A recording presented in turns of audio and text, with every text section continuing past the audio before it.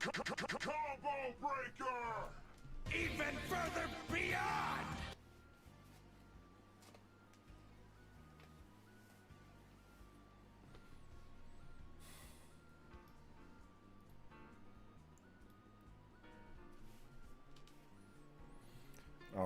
All right. Looks like we are live for another Player Essence live stream.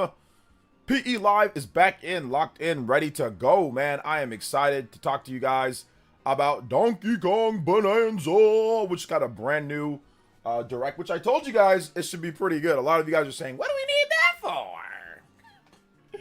I was like, because it's called marketing. That's the reason why we need it. So it was good. Looks really good. Going to talk about it here in the chat. So yeah, it's going to be good. It's going to be a good, it's going to be a good discussion to talk about that. I already told you guys, Donkey Kong Bonanza is not going to be nominated, or the PlayStation shills. The PlayStation people are not talking about Donkey Kong Bonanza. They're not. They refuse to talk about it. It doesn't matter if it looks way better than Astrobot, which it does. It doesn't matter if it looks way better and more fun than Astrobot. The PlayStation people are not. It's Donkey Kong. It doesn't have a PlayStation. It's not Mario. It's technically Mario, but it's not Mario. It's not Zelda. And it doesn't have a PlayStation logo on it. So therefore, it cannot be Game of the Year from Nintendo.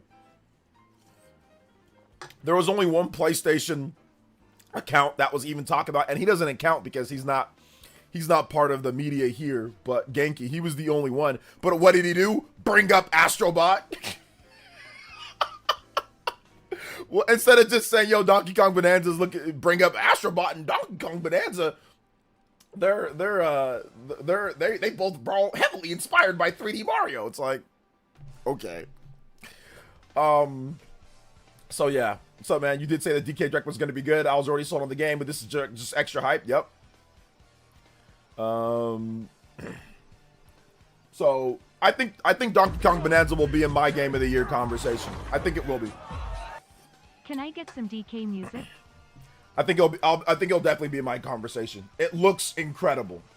Now, once again, we have to wait for the end of the year. I got to evaluate everything, but I think, will it be in the conversation for me? Maybe. Possibly. It looks incredible. Justin with the $3 dono. DK music? Of course you can. Donkey Kong Sticker Bush. Sticker Bush Symphony. That's the one that we always play. Big love to Justin with the Hokage tier.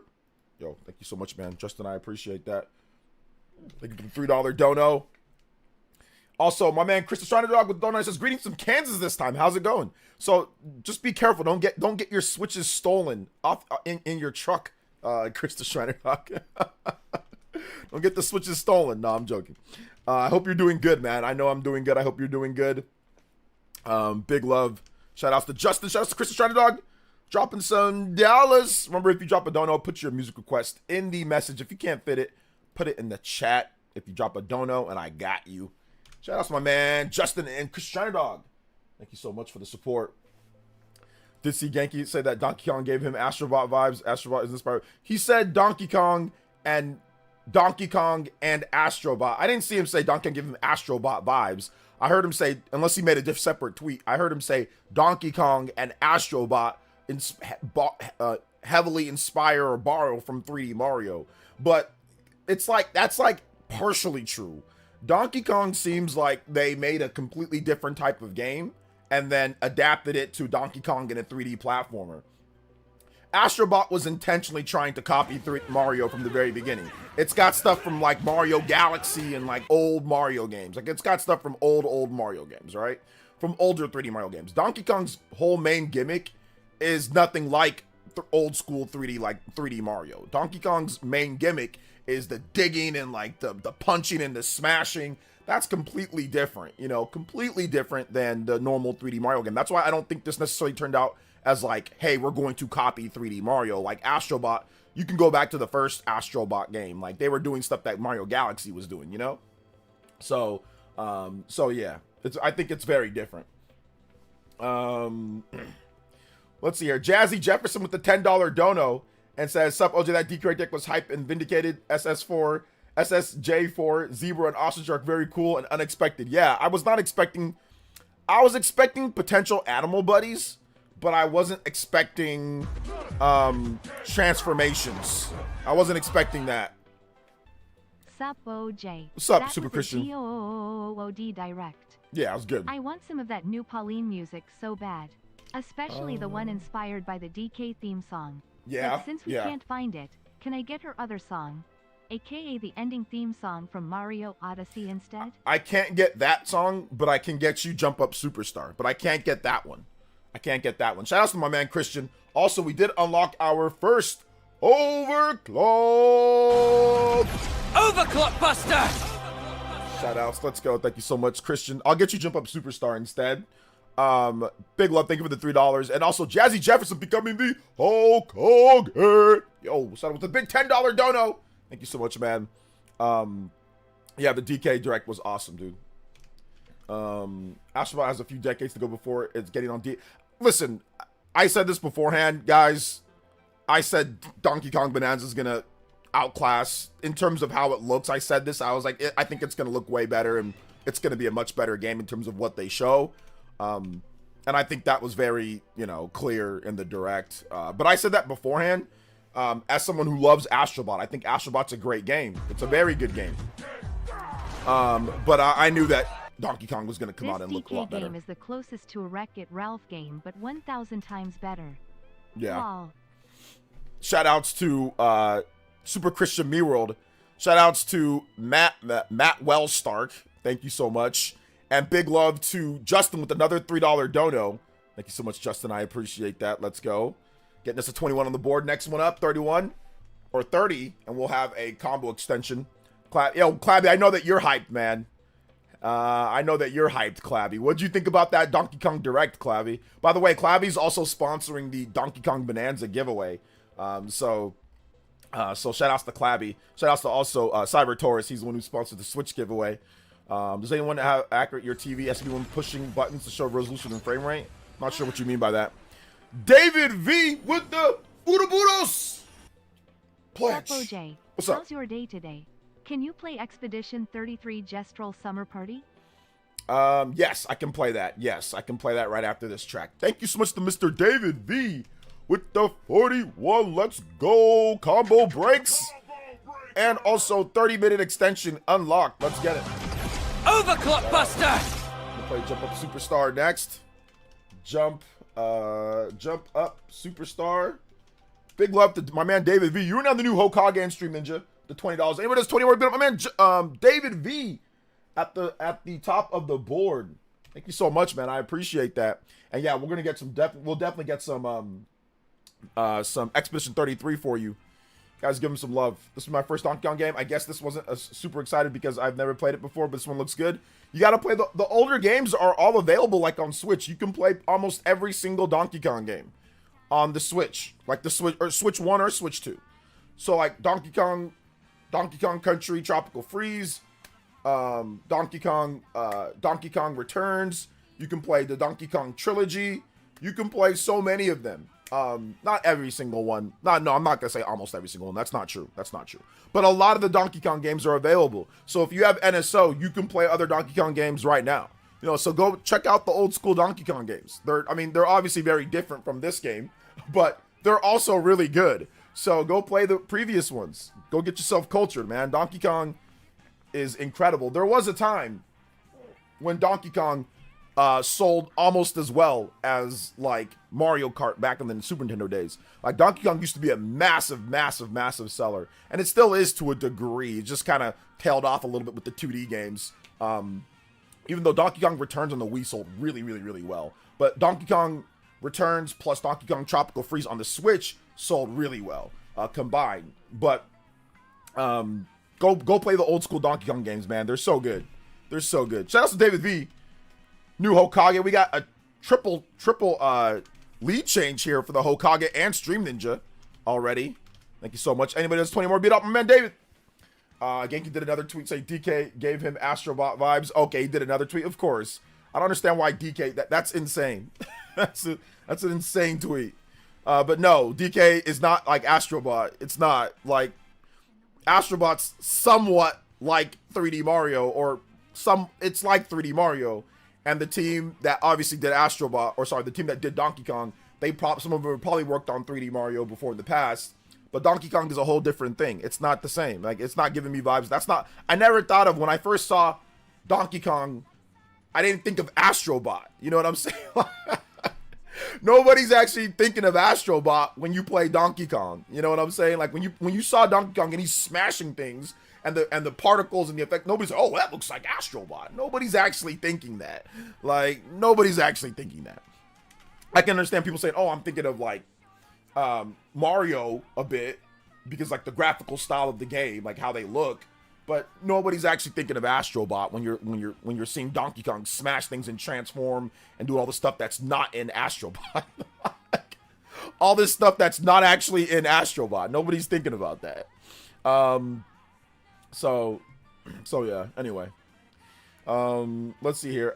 No, it wasn't a rage bait tweet. Once again, he's just one of the, like, big PlayStation reporters, guys on Twitter, that everything needs to relate back to Sony, you know.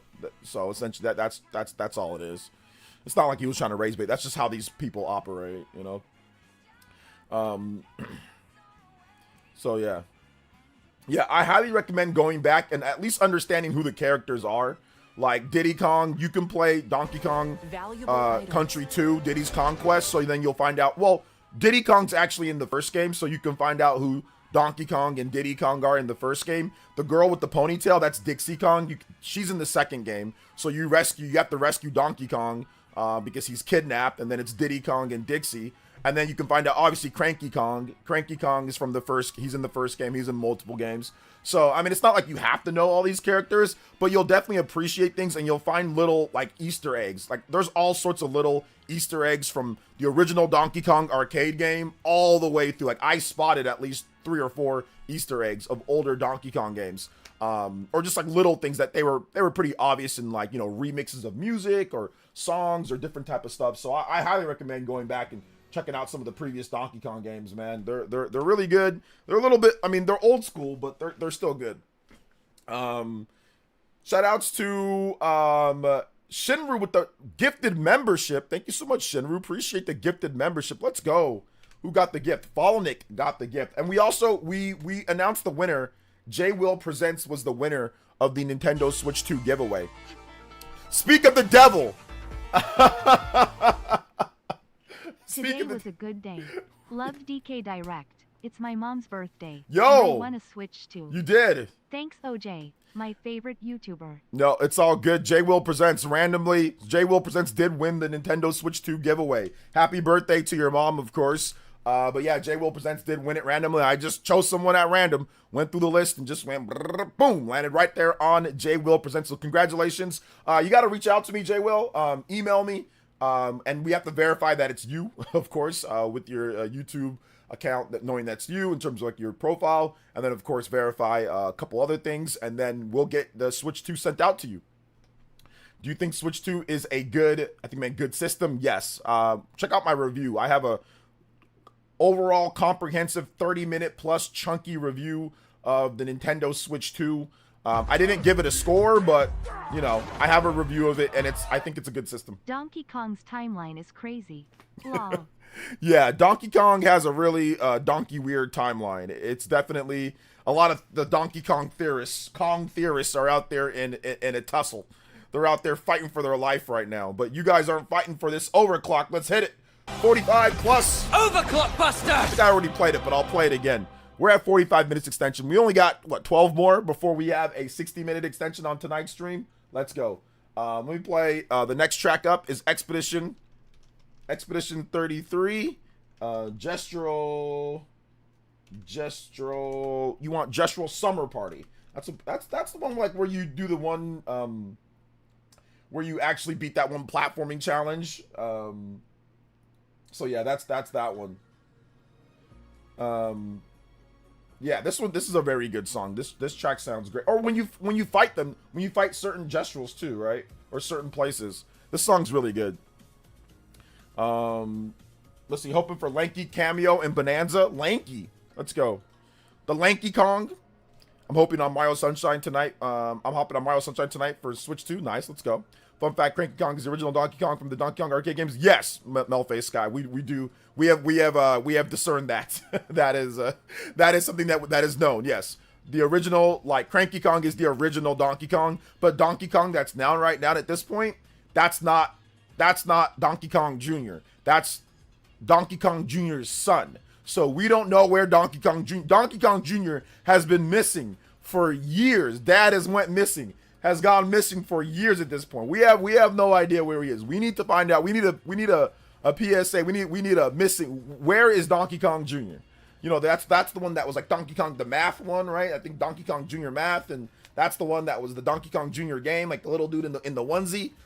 So yeah, we need to find out where that dude is, because he's been gone for a long time, and people are trying to find out where he is. Like, so, because yeah, Cranky Kong, that is Donkey Kong's grandpa. So the Donkey Kong that you see right now, that Cranky Kong is the grandpa. It's not dad, it's grandpa. So Donkey Kong Jr., that's the dad. We have no idea, like literally, like we have no idea where he is, because that's how it's been since Donkey Kong on the Super Nintendo. That's when they introduced Cranky Kong and all that. Like, oh yeah, there's my grandson. It's like, wait a minute, where's dad? Where's Donkey Kong Jr. at?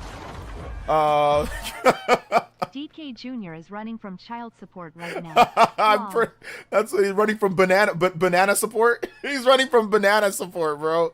It's definitely, but he's missing the banana support. Oh man. So yeah, dude.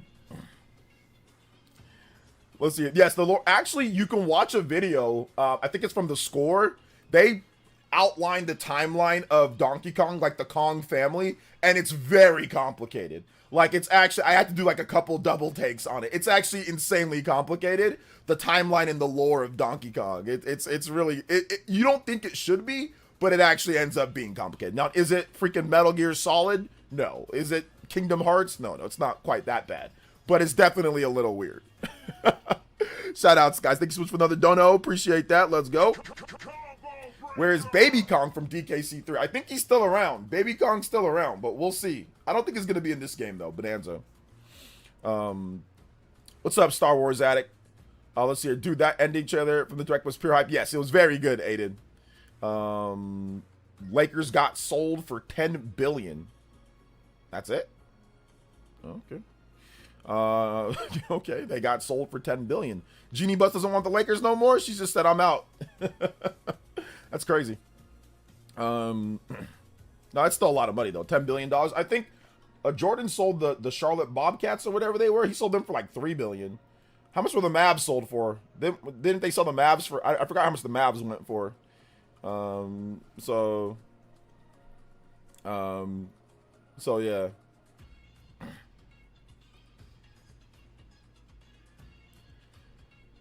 So forgot how much the Mavs went for, but yeah, either way, yeah, good stuff. Shout outs to the Lake, I guess. Shout outs to Jeannie Bus and the people that are investors and all that. They got paid. Mavs 3.5 and Celtics 6. Oh, okay, yeah. So Lakers significantly higher than all the other ones. And it was the majority, not the whole thing. Oh, okay, got you. So just a part of them.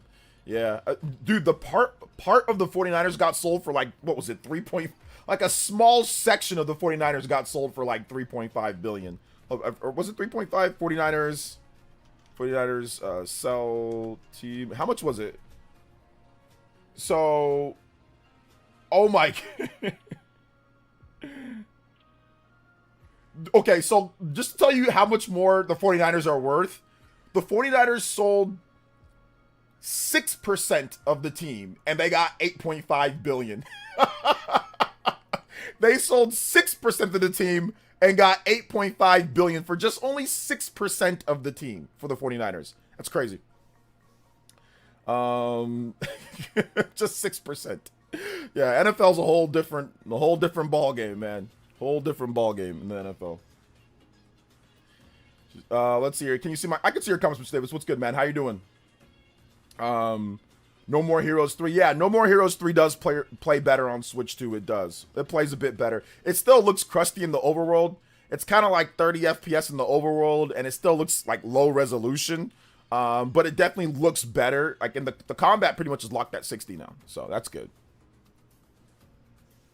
What's up, Astral's off the change? Shout outs, man. What about King Kong? King Kong's not part of this. What's up, SK Massive? Okay, yeah, my bad. Hornets, sorry, Hornets, not Charlotte Bob. Hornets. How old is Mario beat up with Cranky Kong when he was known as Donkey Kong? Mario, listen, in the Mario world, they age differently. Like, kinda. Because Cranky Kong seemed to have gotten old pretty quickly, whereas Mario seems to not be getting as old. So, Mario ages differently. My theory with Mario is that when he transfers, like, to the Mushroom Kingdom and back, like, the age... something happens with his age, like where it stalls it or it halts it or it's magic that stops him from aging. That's what I'm guessing. That's my thought process, is that Mario's age is definitely being propped up by magic, because that just seems insane for him to Mario to be not really be aging too much. And then Cranky Kong got so old. A lot of Cranky, but then again, apes probably age quicker, right? So the apes are probably aging a bit quicker than the humans do. So maybe that's what it is too. I think that was Mario's dad. That was not Mario's dad. That was definitely Mario. That was Mario. That was not Mario's dad. That was not Mario Senior. That was the Mario. That was that Mario. That was Jumpman Mario. That was not a different Mario. Let's see here. Maybe time in the Mushroom Kingdom goes much faster. Well, it would go slower, or otherwise Mario would be much more aged than he is. So you mean slower. Michael Grant with the $2 dono and says, new DK gonna go crazy in the next Smash Brothers. Oh my gosh, I hope they do. See, that's why we need a reboot of the Smash. We just need use the latest incarnations of all the different, what's it called, characters that we have. Let's see. The direct sold me on the game being a Game of the Year contender. I'm telling you, man. People were wondering why are we getting the direct? I'm telling you, man. We needed it.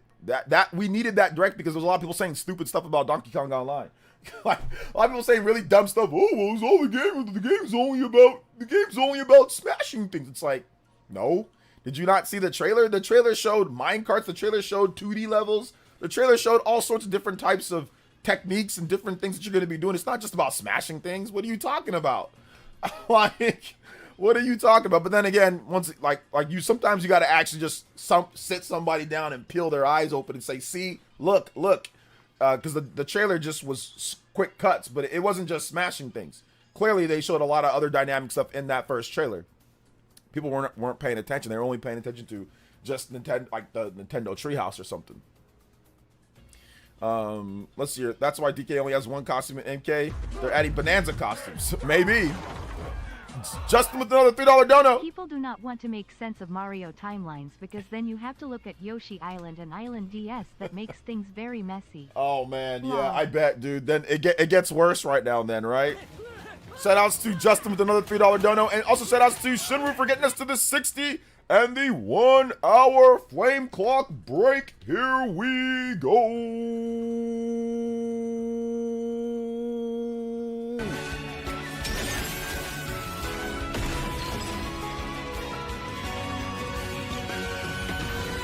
Shout outs, thank you so much, Shinru. Thank you for the $2 dono.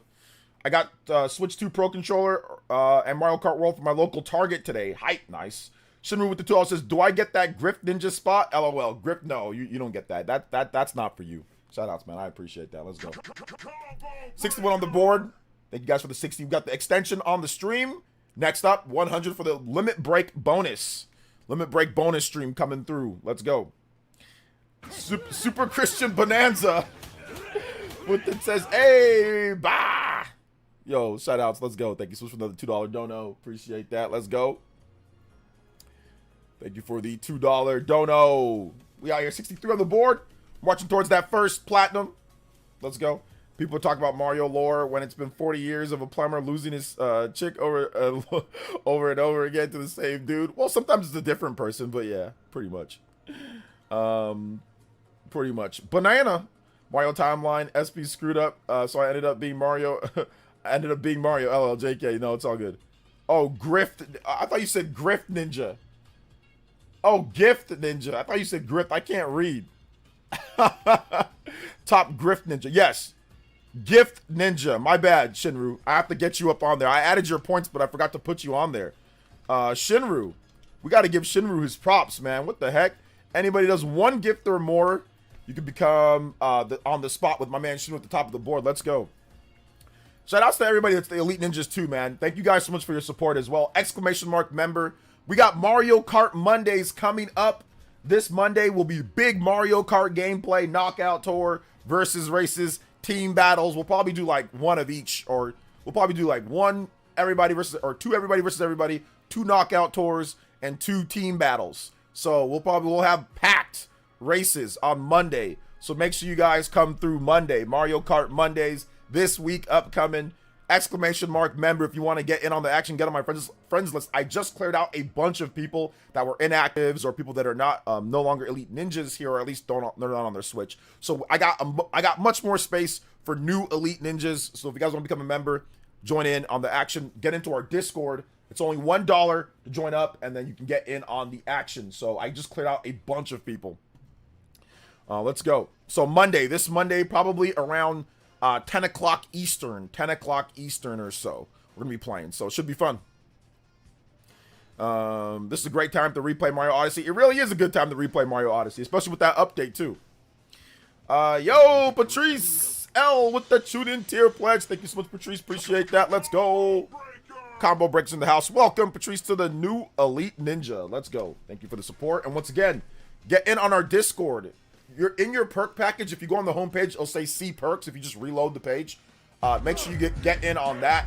Get the Discord link and hop in. I am so ready for Mario Kart World on Monday. Yes, I'm going to be doing a little bit of practice this weekend because I've been playing Right Owl, and I've been playing, I'm about to play some more Right Owl, but I've been playing Rune Factory a lot.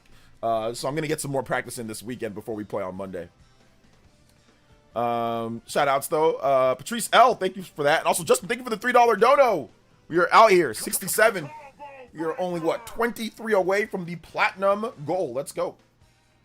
What's up, Dingo on my 40? Shout outs, man. Welcome. What is good? Have you played Death Stranding? I have played Death Stranding. Do I like it? No. But yeah, I played it. Patrice L is lurking. Hey, it's all good, Patrice. Appreciate you. Thank you so much. I appreciate you. I'm excited for Splatoon Raiders. I don't know if it's going to be Arc Raiders, but we'll see. I'm looking forward to seeing what they do. They're cooking with some of these, different types of games, like Donkey Kong Bonanza. Obviously, people were not expecting that to be what it is. Now, I will be honest. I was not expecting the transformations and the skill points and the outfits to give you attributes. I wasn't expecting light RPG elements. I'll be honest. I was not expecting that. Was not expecting that at all. So yeah. Was not expecting that. Listen, we haven't seen Kirby Air Riders yet. I think Kirby Air Riders is gonna cook. I honestly think that Masahiro Sakurai, listen, last time I doubted Masahiro Sakurai, he absolutely blasted us and blessed us with with Kid Icarus Uprising. Before Kid Icarus Uprising came out, I was already hyped and I was gonna get the game, but I didn't really know, I didn't know what they were doing with it. And then you get the game and there's this cool fusion system and there's this cool difficulty system and kind of like light RPG elements, and also I'm like, wow, what is all this? I played old school Kid Icarus. Kid Icarus was one of my favorite games on the Game Boy and on the NES. I loved Kid Icarus, but Kid Icarus did not have all the content Kid Icarus had, Uprising had. Yo, Justin with the $20 dono. Riders. Yes, Kirby Air Riders. It's gonna be good, man. I'm thinking Sakurai's gonna cook with this one. It's gonna be all sorts of content and little, how Sakurai's menus and fonts. He has a certain style to they're all very clean and crisp and have certain levels to Sakurai, how he does things. If you play Kid Icarus Uprising and then you play Super Smash Bros. Brawl and you play Smash Ultimate, you can just tell okay, yeah, the same guy designed this game. Even though they're completely different type of games, you can tell that the same guy designed the game between Kid Icarus and between Super Smash Bros. just how the menus, the cleanness of the menus, the big and boldness of the fonts, the way that everything just like, you know, operates. So I'm expecting big things from Kirby Air Riders. Like, I think it's going to be really good. I'm expecting big things from that game. I think it's going to be awesome. I think it's going to give you like a lot of single player and like offline content to play, you know? Shout out to my man Justin. You are now back at the Hokage board with the $29. Let's get you up on the board here. Thank you so much, Justin. Anybody that's 29 or more, you get up my man Justin on the board. Let's go. David's still the top stream ninja though, with the 20. So shout out to my man David V. Let's just switch to Arc, starting off super strong, man. I think DK Bonanza will be better than Astrobot. I've been saying that DK Bonanza is going to be better than Astrobot before this direct was happening. Then again, you know, the reason why I said that was because Nintendo and how they make their 3D platformers, they don't really borrow too much from other people. They create a bunch of new things. So when I was looking at DK Bonanza, I saw that the tech in there was crazy. So of course they're going to have more than just that. Like, look at how much they did. They didn't copy, like, oh, let's copy this game or that game. They said, hey, let's create a whole new concept that we're going to do with Donkey Kong, and then let's also build around that. So I already knew, based off of just the first trailer, because of how innovative and ambitious that was for Donkey Kong, for the Donkey Kong franchise, I knew they were going to add a bunch of other stuff. Now, did I know that they were going to add the transformations and skill points and all that crazy stuff? No, I didn't know that, but I knew that there could be animal buddies. I knew, like, I drew from my experience of playing pretty much every single Donkey Kong game. I knew that there was going to be a lot more to the game than what meets the eye, for sure. You know, like, I knew it was. But I like I said, I didn't know it was going to be like that, though. I did not know it was going to be like that. Bonanza could actually be better than Odyssey due to the depth of DK's abilities. We're going to have to wait and see. But I do think that Donkey Kong Bonanza right now is looking like it could be as good as like a 3D Mario game. Absolutely. It could be, but we need to see how everything else holds up. We need to see how everything else holds up, right? We need to see how the actual adjustments and the powers work with the level and the gameplay design. We got to see how long, you know, how the levels actually play out. You know, we got to see everything else. But yeah, I think right now it's definitely safe to say that this could be as good as Mario Odyssey. You know, it could be. I'm not sure if it's going to be, but right now it could it be? Sure.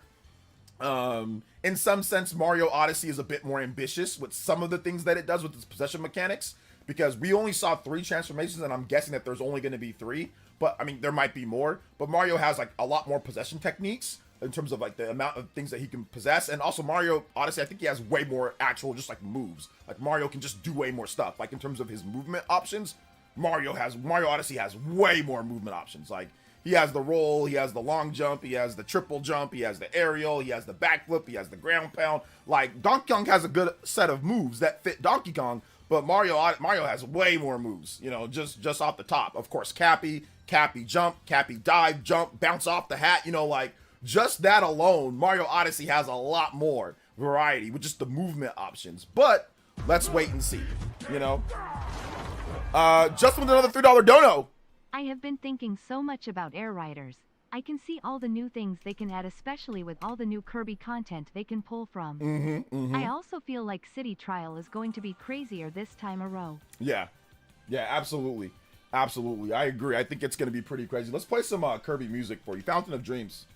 Fountain of Dreams. That's the Justin Kirby special. Thank you so much, Justin, with another $3 donor, extending his lead to 32 on the board. Thank you so much, man. Anybody that's 32 or more, you can up, Justin. Let's go. Combo breaks heading towards the 100 platinum. Let's go.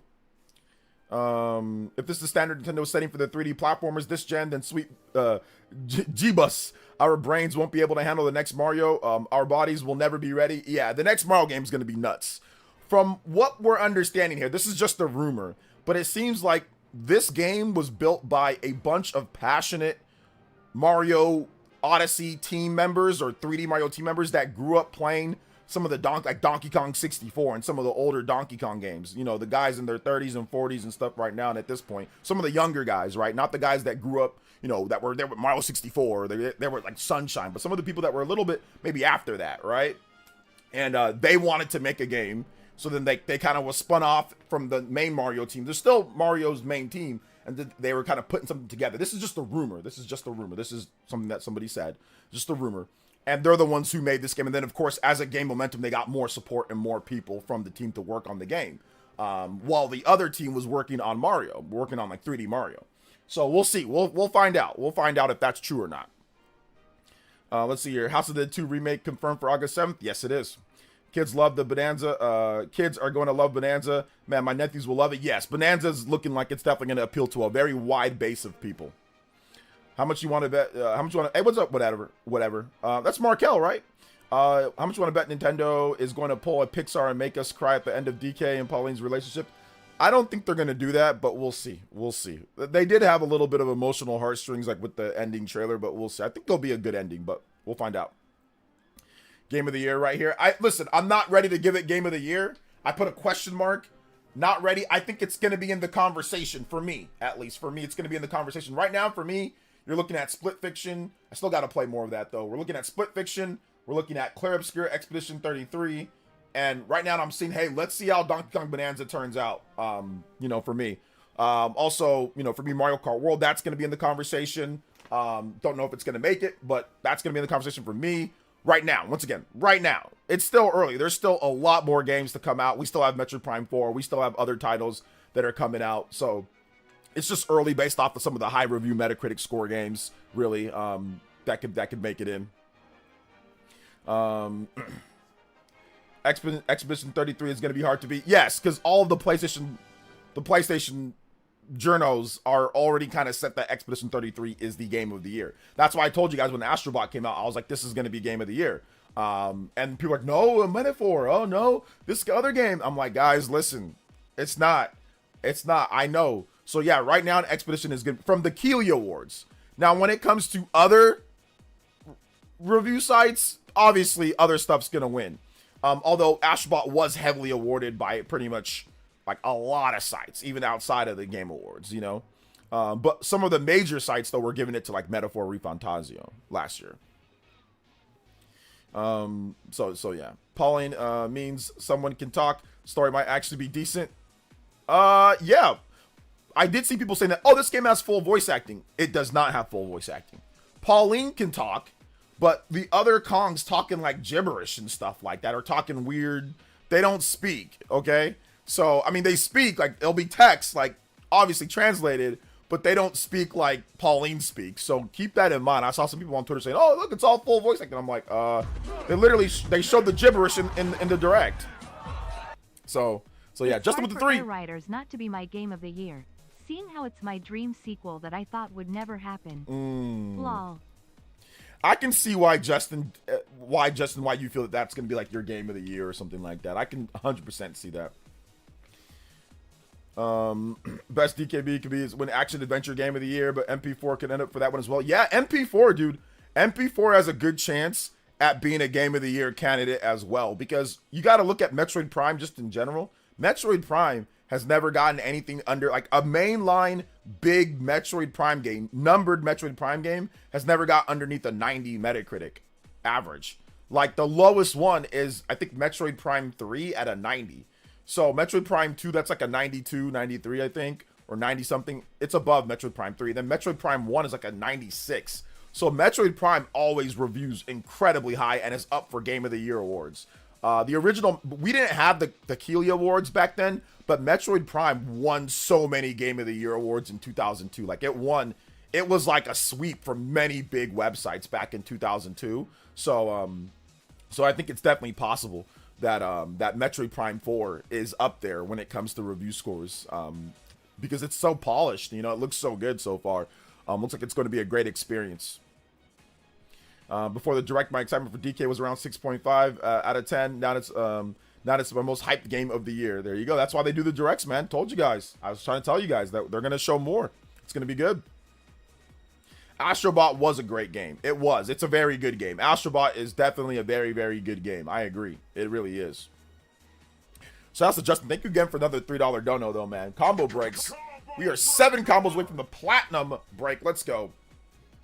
Donkey Kong Bonanza looks really good, but I have to shield my eyes a bit so I wouldn't be too spoiled. To be honest, I think that they were actually even hiding a lot more things That's the funny thing, is that they were hiding a lot more stuff in the game. They did not show a lot of stuff. They did show the transformations. They did show the skill points and stuff like that, which, to be honest, if they would have held on to that, I just think that you can't hold on to that information. I think that you have to kind of just say that information to show the depth, right? You kind of have to show that. So from what they showed everything that they needed to show that it was going to be a more dynamic game, right? And I think that something like Kid Icarus, maybe if they had directs specifically for certain games that they could have broadcasted, I think that would have helped out Kid Icarus Uprising sell better. A lot of people did not even know what Kid Icarus Uprising was going to be. Like, they were glad that it was coming back, but they didn't show the depth of the game. Because I didn't even know. I was just starting to cover Nintendo online, and I didn't even know what Kid Icarus Uprising offered. I just went out there and bought it because I'm a Kid Icarus fan. But if they would have shown the depth of the gameplay, like in a direct, it would have been better for the game. What's up, OJ, you know? and Donkey Kong looks so good, and main reason that sold me on it is skill tree system. Can I get any music Yes. from Astral Chain? Yes, absolutely. Yeah, absolutely. Thank you so much, Kevin. I appreciate that. Legion Assault theme. Thank you so much, man. I appreciate that. Thank you for the big $3 dono. Let's go. Legion Assault, 96 on the board. 4 combos away from that platinum going. Even further beyond. Let's go. We need a Metroid Direct ASAP and a release date. We do not need a Metroid Direct ASAP because Metroid's not coming out next month. So we definitely don't need a Metroid Direct ASAP. We need a Metroid Direct when it's closer to when the release is coming. So we don't need it ASAP. Let's get Donkey. Guys, we gotta... A lot of you guys are really impatient. A lot of you guys want Nintendo to drop every single game right here, right now, and then somehow have more games later. You gotta pace yourself. You gotta go one per month or so. So a lot of you guys are really impatient. So you gotta slow down. Slow down. Mario Kart just came out. Donkey Kong is next month. Let's go one by one, you know? Let's go one by one. Just relax, okay? Relax. You can't drop every single game all at launch and then have big gaps. Now, I know that's what Microsoft and Sony, they do sometimes do stuff like that where they'll just drop, you know, a lot of games in 1 month or 2 games, like, you know, but you can't do that because then you're going to have a gap. You're not going to have, you know, set pieces for each month to be excited about. So do it once a month, get yourself a big game, and then move on to the next thing afterwards. So just calm down.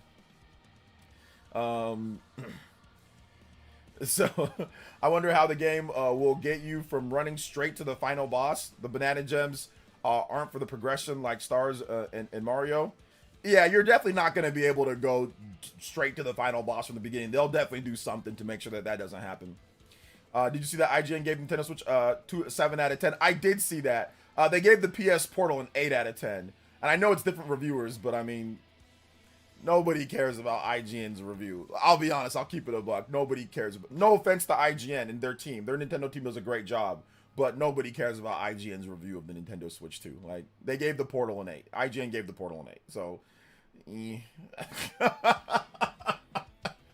So, I mean, they gave the Switch 1 a 7 as well. So, I mean, it's just... I don't think there's anything Nintendo could have done for the system to be above that in their eyes. It's probably just going to be eternally a 7 to them. No offense to IGN, though. Obviously, they're entitled to their opinion. They gave it a thorough review. They gave it a 7. That's fine. I had my own review. I didn't give it a score. But if I was to give it a score, it would definitely be above a 7. I didn't give it a score. I just went over all the stuff. But if I was to give it a score, it definitely would be above a 7. It's a unicorn in this industry. Switch 2, nobody else is making anything like it, you know? Like, if we had other people making hybrids that were like, oh man, it's actually like a real console, not PC handheld thingy, then I can say, okay, but you're looking at something that's almost kind of one of one in today's day. So it'd be hard for me to sit there and say give it a 7, unless it had catastrophic issues at launch, right? Like, to me, at least. So, but once again, they're entitled to their opinion. I can understand where they're coming from. It's not like it's like it was a bad review in terms of, like, they went over everything. They were pretty thorough as well. I just disagree with the outcome of that, considering they gave the Portal an 8. Considering, I don't know what their metric is in terms of, like, they use the same metric. Actually, I know what their metric is for reviewing. They use the same metric, but I don't know if you can give the Portal an 8 and the Switch 2 a 7. I'm not sure. And I know it's different reviewers and they have different uses, but I don't know, man. Like, that seems a bit weird to me. And that was before all the updates to make Portal a bit better. that was before all the updates to make Portal better. Like, that was before all that. Like, that wasn't like a recent update. That was like when it launched. So yeah. Do we have a date for Stellar Blade on Switch 2? No, because one, it's a rumor. So since it's a rumor, you can't have a confirmation of a release date for Stellar Blade on Switch 2 when it's actually a rumor. So no. It's still a rumor, and we'll see if it happens. Let's see here. That's it with the $10 dono. It says, have a great evening. I'm about to go and watch some more television. OJ, stay awesome. Music request, Donkey Kong music title. Me and the cool guy. Hey, shout outs. Thank you so much, Vad said. Thank you for the $10 dono, man. Let's go. Let's see here. Donkey Kong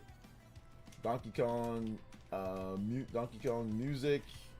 How about just Donkey Kong title theme? Donkey Kong title theme. I don't know. I don't think PlayStation has IGN in their pocket. I just think that it's just I don't know, man. I don't know, but yeah, that's like I said, a little bit weird, but it's all good. Everybody's entitled to their opinion, right? 106 on the board. That is the platinum. Let's go. Thank you so much. Shout out. I'm not sure if it's been playing the audio, man, but I appreciate the limit break. We're getting the bonus in. We got to play some Ride Out. I'll get some bonus Ride Out for you guys, or Rido for you guys. Let's go even further than beyond, baby. 106 first platinum. Let's see if we can get the double or platinum and a half. 150 combo. Let's go. You guys have been insane today. Thank you guys so much for your support. Appreciate it. What's up, GS? Welcome. Man, that direct was legendary. Yes, sir. Yo, Matt with the 18 months of membership combo breaks. Thank you so much, man. Appreciate that. You guys give some love to VadSense post. Hit the thumbs up on there.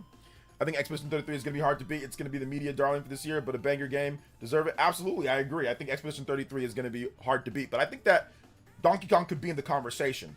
It could be in the Game of the Year conversation for sure. But yes, most of the people that are voting on like the media, they're not going to play Donkey Kong Bananza.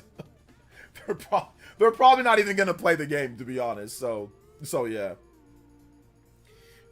They gave PS Portal an 8 before the update, but Switch 2 gets a 7. IGN, are you high? Yeah, before the big updates, they gave Portal an 8, which I don't know. You know, maybe it worked. Portal works really good for certain people. So, I mean, if Portal actually works for you as good as it's supposed to work, but I mean, even then, I still wouldn't give it an 8. I still wouldn't give it an 8 even then. Overall, it's a streaming device. So yeah, it's a streaming device. But hey, that's the function of it. They were grading it based off of that. So it is what it is. So I'm not sure. I don't know what they gave like Steam Deck or some like any of the other portable hybrid thingies. I'm not sure. So let's see. Twitter really sucks as a Nintendo fan. Twitter's actually fine as a Nintendo fan. There's just some crazy people on there. How does game sharing work with Switch 1 for Donkey Kong Bonanza? Can other Switch 2 games be played on Switch 1 this way? Yes, TV Vo. Yes, Nintendo's detailed that which games support game share. And yes, you can play on a Switch 1. There are other games. Fast Fusion. They gave other ROG games. Ally an 8. I can't take them seriously. Oh, they gave ROG Ally an 8? Here's the thing, though. I believe that Nintendo, or not Nintendo, I believe that IGN's paid off by ROG Ally, though. That article, and that it getting an 8, and then that article showcasing it saying that Nintendo Switch has to watch out for PC handhelds, that tells me that they're definitely, like, ROG Allies, Asus is definitely paying. Like, I don't care what anybody says. Asus is definitely paying for something from IGN. So, I'm not going to say PlayStation, because I don't think PlayStation would do that, like, pay for a site like that. I don't think Nintendo, Microsoft, or Sony would pay for something like that, but PC handhelds, absolutely. So I definitely think they paid that writer to write that. That was definitely a paid thing. So I don't really take anything that people say about PC handheld seriously, especially after I freaking listened to them and bought the ROG Ally. And the ROG Ally X and 9. WTF. ROG Ally X and 9. Oh my, yeah. I'll never take them. After I looked at what they were saying with what to buy with that, and I was like, okay, yeah, I'll never listen to that again. I'm good. So yeah, I'm good. Let's see here. Donkey Kong 64. I might, but once again, it is different reviewers. It is different people reviewing, reviewing games and stuff like that. So you also got to keep that in mind that it's not the same people. So there's also that somebody else could have gave the a different game, or a different score. Sorry, different score. So yeah. If Donkey Kong Bonanza can keep a stable frame rate, it'll definitely be one of the best platformers ever made. I'm pretty sure it's going to keep a stable frame rate because the gameplay that they showed us had a stable frame rate. So so I'm pretty sure it'll keep a stable frame rate. It looked like the frame rate was actually better than when they first showed it. So I think it's going to be pretty good. Let's see here. We're really getting a new 3D Donkey Kong, Metroid Prime 4, Resident Evil 9 before GTA 6. Yeah. Of course. We've gotten a lot of things before GTA 6. We got Xenoblade Chronicles. We got like Xenoblade Chronicles 1, or not 1. We got Xenoblade Chronicles Definitive Edition, 2, 3, Future Redeemed, and Torna. All in between that. We got the whole Switch generation of games. We got a bazillion different things. We got Bayonetta 2, Bayonetta 3, Bayonetta Origins. We got all sorts of trilogies and finishing, like, we got all sorts of stuff before GTA 6. Like, that's just the beginning. You can go back and say 2013 to 2026. There's been a bunch of games that have literally completed trilogies and stuff. Heck, Mass Effect what was it? Mass Effect 3. We got Mass Effect Andromeda. We got the Legendary Edition where they redid it all, like, remaster. And the Legendary Edition was freaking 4 years ago. That was 2021 now at this point. So yeah. So they gave Nintendo products their most critical reviewers. I think that overall, if you look at it, Nintendo products are a bit more restricted than like a ROG Ally or something. So they get extra points or they get extra bonus for being more non-restricted. But then it also doesn't make any sense because they gave Portal an 8. That's a very restrictive device overall, So I think that basically, what they said at the very end was it's not quite at home as a home console or not quite as home as a portable. It's kind of like not quite both of them. And like, that's the whole point. That's what I read on like the final things. Like, oh, well, it's not quite at home as a portable, but it's not quite at home as a home console either. It's like, yeah, it's a hybrid. Like that's the whole point. It's not supposed to feel quite at home as a portable. It's not supposed to feel quite at home as a home console. It's a hybrid. It does both. So yeah. But then again, I mean, if you wanted to treat Nintendo Switch 2 as a home console, it definitely has enough power and can play home console style quality. You can get a Pro Controller, hook it up to your TV, and never take it out of the dock, and it would feel just fine. It would feel just as much as a home console as the Wii U or the GameCube or any other system feels as a home console. So I'm not even sure where they're going with that, Let's see here. To be fair, IGN made a re-review of the system in 2019 and gave it more higher score. Okay, the re-review of the Switch 1 and gave it a higher score. Okay, Switch. Okay, got you. I didn't see that. What'd they give the score then? What'd they give the re-review? Let's see here. I tried the ROG Ally and it was very bad.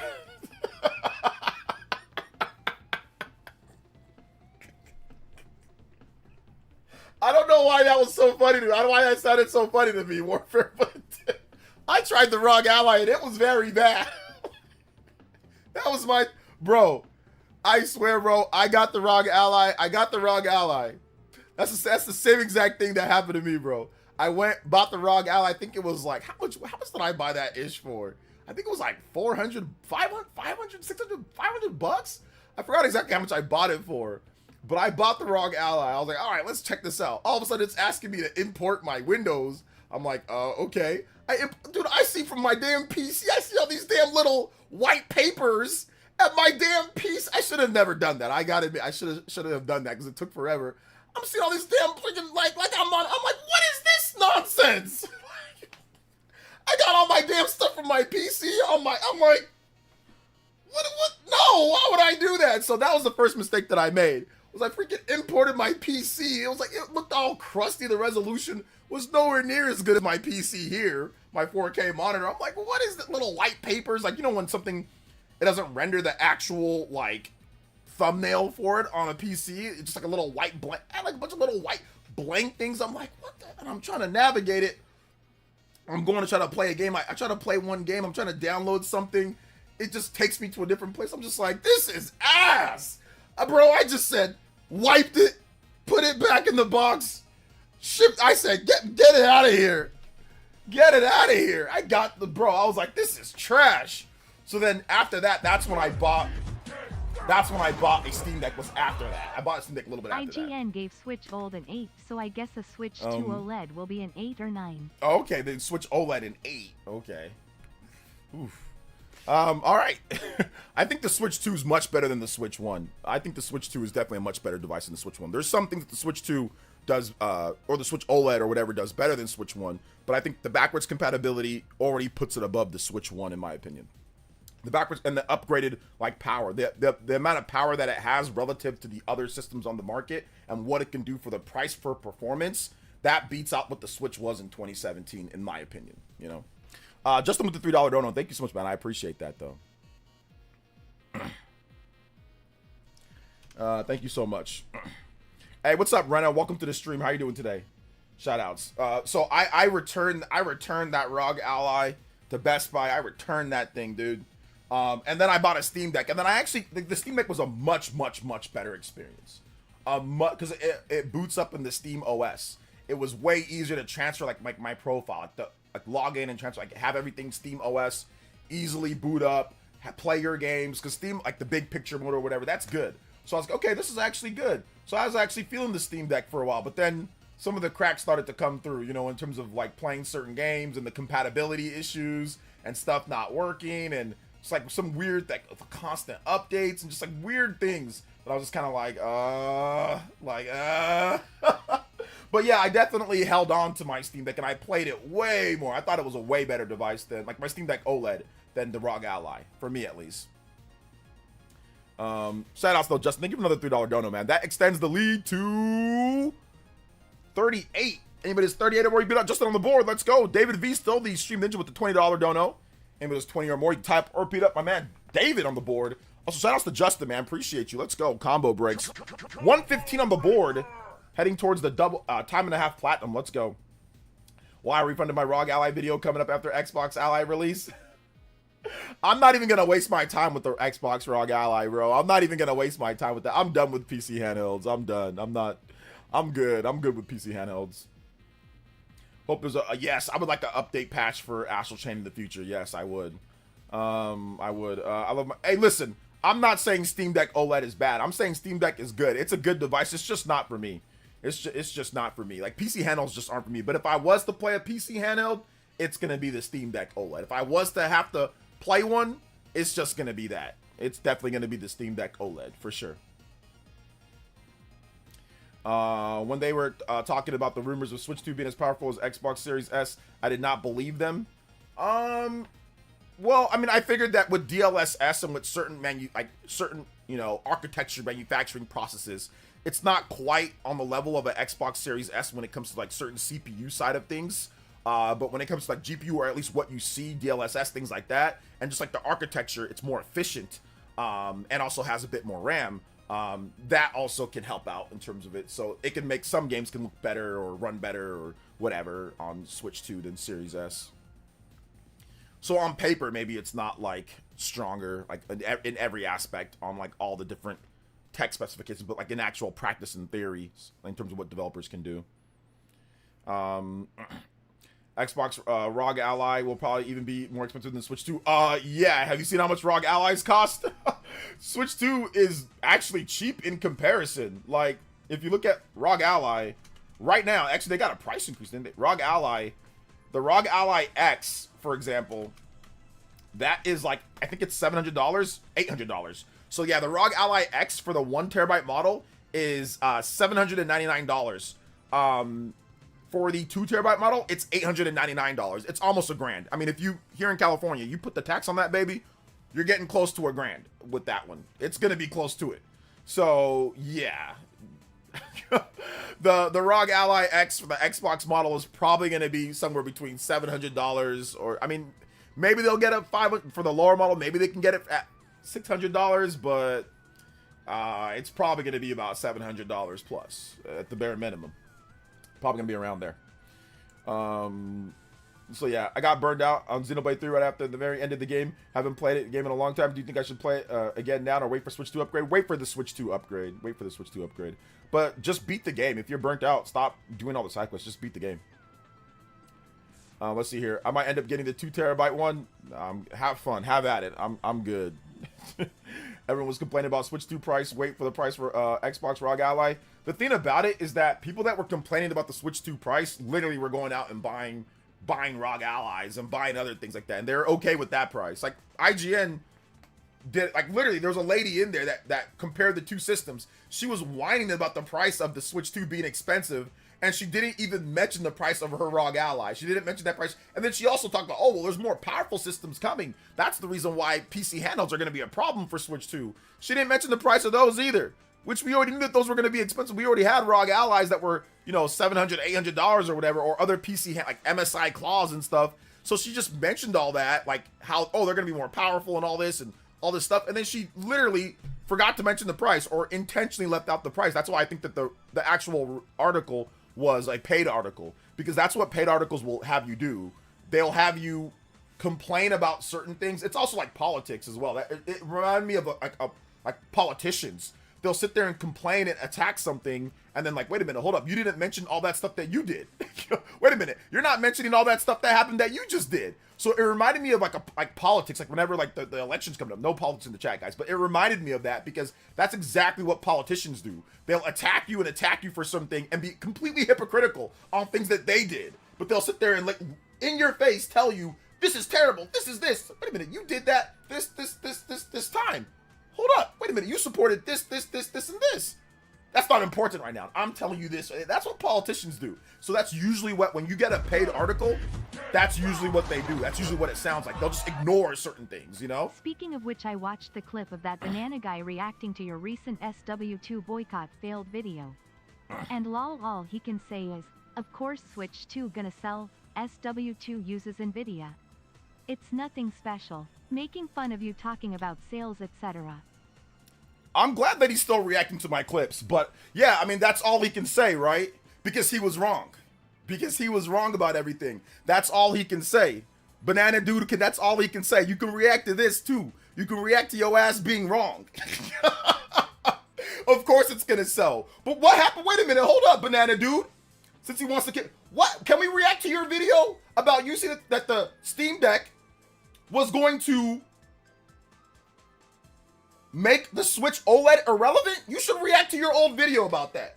How about you react to that video, Banana Man? So if people are clipping this and want to react to it or whatever the case is, my video, react to your own video of saying that in 2021, saying that the Steam Deck is going to make the Switch OLED irrelevant, and how you got absolutely blasted and smoked by that. That did not happen. It did not make anything irrelevant. And I don't think you've actually went back and re-looked at that. So why don't you react to your own dumbass reacting to that? How about you react to that?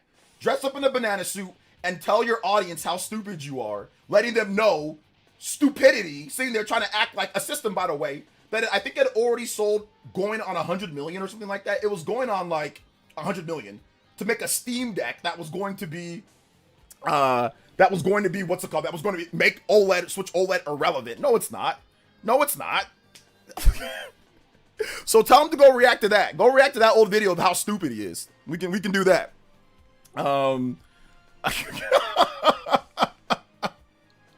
This dude is he's absolutely insane, bro. He's absolutely insane. He will constantly react to what I gotta say and all that, but won't talk to me man to man. What a bitch.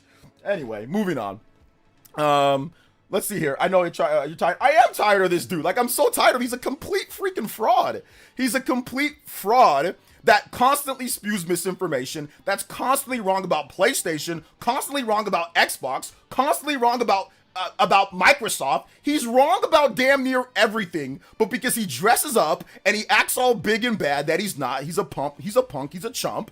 He acts like he's some type of big bad guy that should be taken seriously in gaming. You're not. He's a fraud. He's been wrong on everything. He said that Microsoft isn't going third party. It's only 4 games, right? That's what he said. He said there's no third party stuff.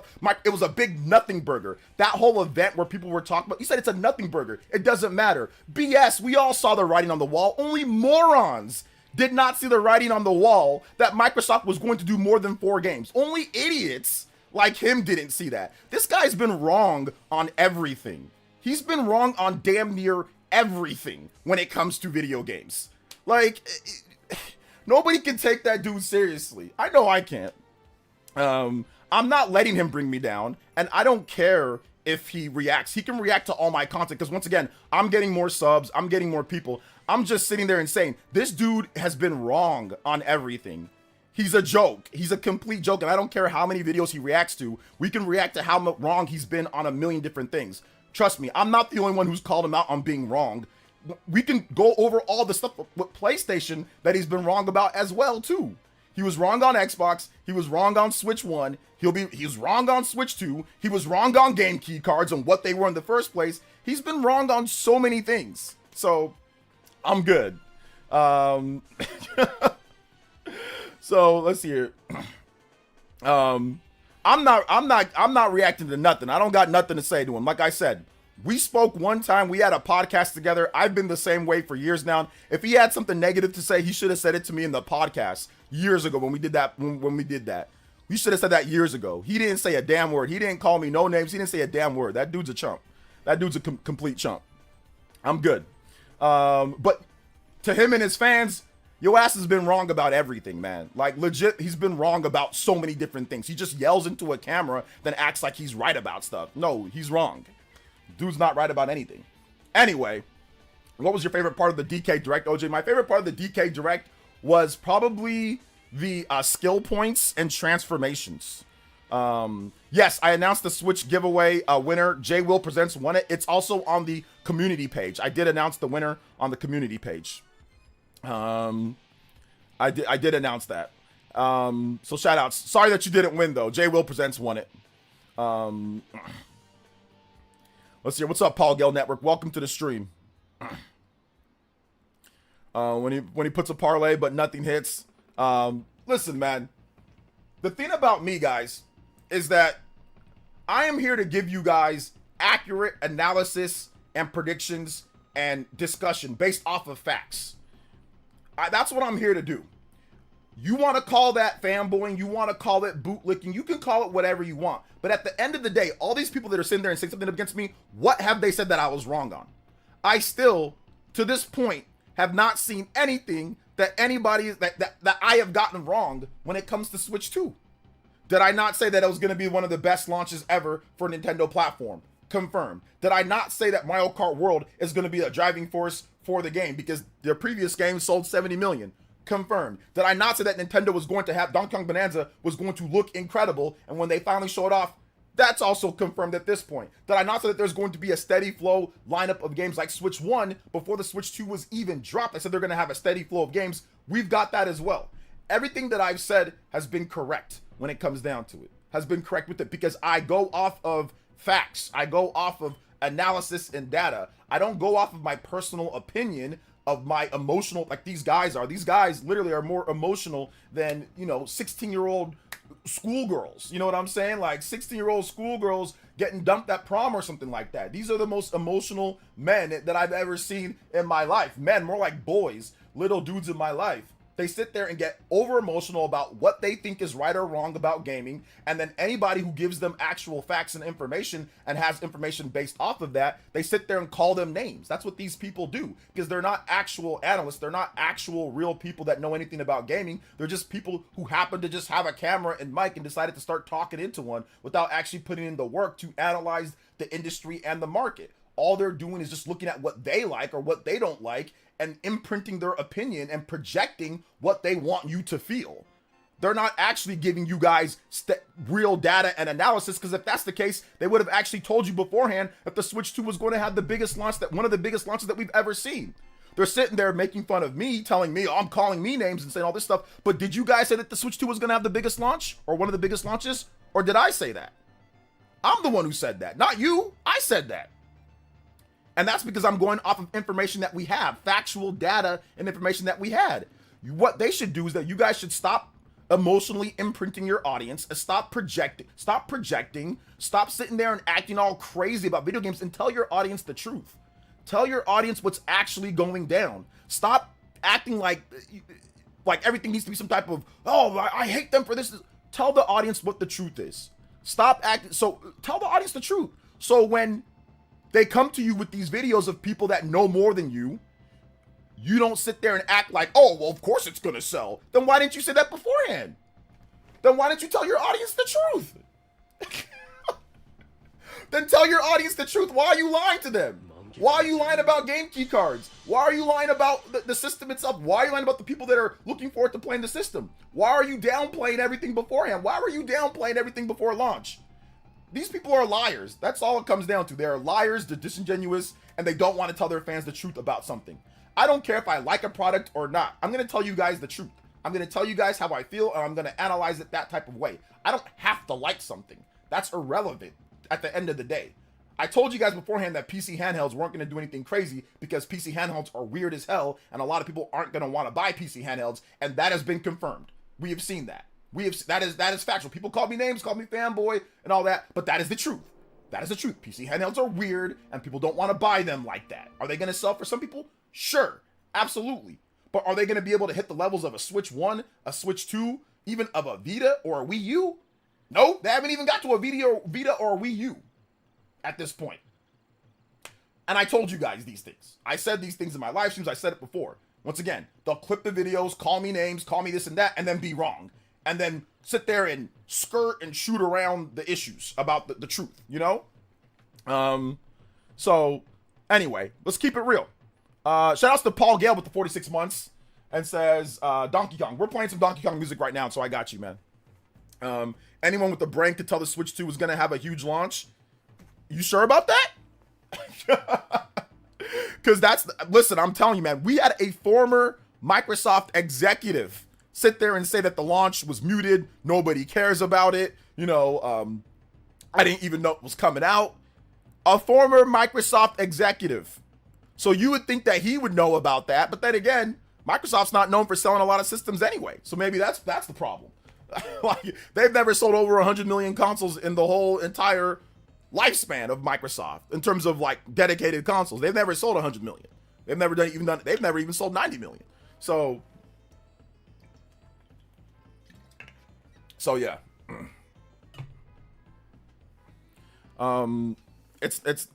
It is not fact. What's not fact? You have to be bananas to believe Switch 2 wasn't going to sell. Listen, my video about the Switch 2 and the sales was accurate. Okay? Of course I'm going to take my victory lap. Two generations in a row. I had videos where I said Switch 1 was going to be, people said I was wrong on that one. I was right on that one. Let's see here. So yeah, the boycott failed, man. So okay, that's the reason why I had so many that's the reason why I had freaking 93 downvotes on my Switch boycott fail video. Okay, his moronic fans coming over there and 629 comments. That's the reason why. Anytime that he reacts to something, a bunch of his freaking mouth breathers come and dislike the video. So okay, that's the reason why. Because I'm thinking I made a pretty good video on that one. Like, I talked about it, I went over the facts, and that's the reason why it was an 89% dislike ratio on that vid. Okay. You keep saying that you were wrong on Palworld and can't run on Steam Deck, bruh. All he has is got it seems, and he's coping. No ifs, ands, or buts. This guy's an idiot, so I'm good. I don't know. I was not wrong on Palworld not running on Steam Deck. I was not wrong on that. It doesn't matter what he says. There is documented proof of other people saying that Palworld did not work for them on Steam Deck. So I don't know why he keeps saying that. It's so dumb. There is documented, literally, it's on there where it says, does Palworld work for you? There are other people on the internet where it says that Palworld did not work for them. Like, so this guy's a moron. That's all he has. That's all he has on his dumbass channel. Like, that's all he has, and it's not even accurate, because once again, you can look up online of where people say that Palworld does not work for them. It's not just me. There was other people that also had that same issue. So it never worked for me. Trust me, I wanted Palworld to work. I have no reason to lie about Palworld not working for me. It didn't work for me. Justin with the 3. Room Factory has so much more the deeper you get into it. I am loving this game. Yes, Room Factory is very good. Room Factory is also very good. OJ, who you talking about? Nobody. Let's see here. It did though. I literally had 50 plus hours on Steam Deck. You had 50 plus hours on Steam Deck. Did I have 50 plus hours on Steam Deck? I didn't have 50 plus hours on Steam Deck. You had 50 plus hours on Steam Deck. So is your Steam Deck my Steam Deck? Did we have the same Steam Deck or not? Like that, I don't think we had the same Steam Deck, right? So for you it worked. For me it did not. So yeah, it did not work for me. It's easy to fool someone, but it's difficult to convince them what they've been fooled. I forgot where this quote came from. So yeah, it is what it is. So if Switch 2 had 100 million consoles at launch, every single one in the world would have sold. I don't think if they would add 100 million. No, that's too much. It takes some time to get to that. Great OJ reaction today. I had to watch after the fact because another doctor's appointment. Hey, shout out to Casual Noob. We should have had the same Steam Deck OLED. OJ, I'm not shooting at you. We should have this. Bro, I'm telling you. Trust me, if it would work for me, I would love for it to work. I would love for it to work for me. Honestly, I really would. So I would have loved for it to work. So here's the thing here. There was an article from January 3rd, 2025, updated. Valve has quietly removed Palworld Steam Deck's playable status. It's one of the most played Steam Deck games, but its status is still as playable, has been changed to unsupported. Now, that was January 3rd. Now, maybe things have changed since then, but they even changed the status to not. Why is that not the case? There's videos of saying it doesn't work for people. There's crashes. There's all sorts of stuff. Just at Palworld multiplayer not working on Steam Deck. There's a bunch of people. You can just Google search it, and you can find other people that are having problems for it to get working. And there's tutorials on how to get it working or trying to get it to work. You know. So there's also people saying that it doesn't work for them. It's not just me.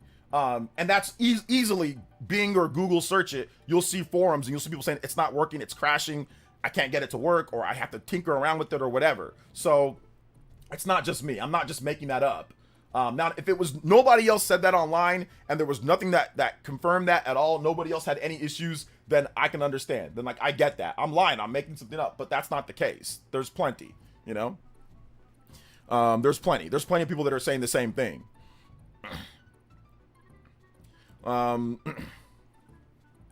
Let's see. Status changed to playable. It's changed it to unsupported. At least that's what I read on Windows Central. Maybe I'm wrong on that, but let me double check. So let me go on I'll go on Google search because sometimes you get different results. So Palworld Steam Deck.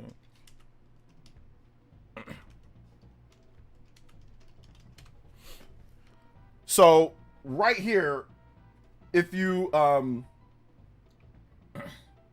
right here it says they were able to fix it, but it says Palworld Steam Deck not booting up, but they were able to fix it by reinstalling. I did reinstall and it still didn't work for me. Steam community Steam Deck doesn't start the game. Palworld like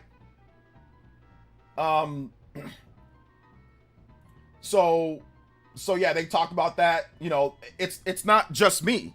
This is other people that are saying this is right here on this is the official Steam Deck doesn't start, like they're talking about Palworld doesn't start the game. Hello there, my Steam Deck does not start the game since today. There was always a Steam logo, and after a while it returns to my library. I had no issues today. Does anybody have the same issue? So that was January 23rd, 2024. That was around the time that I was also trying to see if I can play it. So I'm not making up and I'm not lying that I had issues. Literally, there's other people that have the same issue that were in forums. So Donkey Kong Bonanza looks insanely incredible. Yes. With that said, I'm quite sure Disney is starting to notice Nintendo is inching closer and closer to their territory.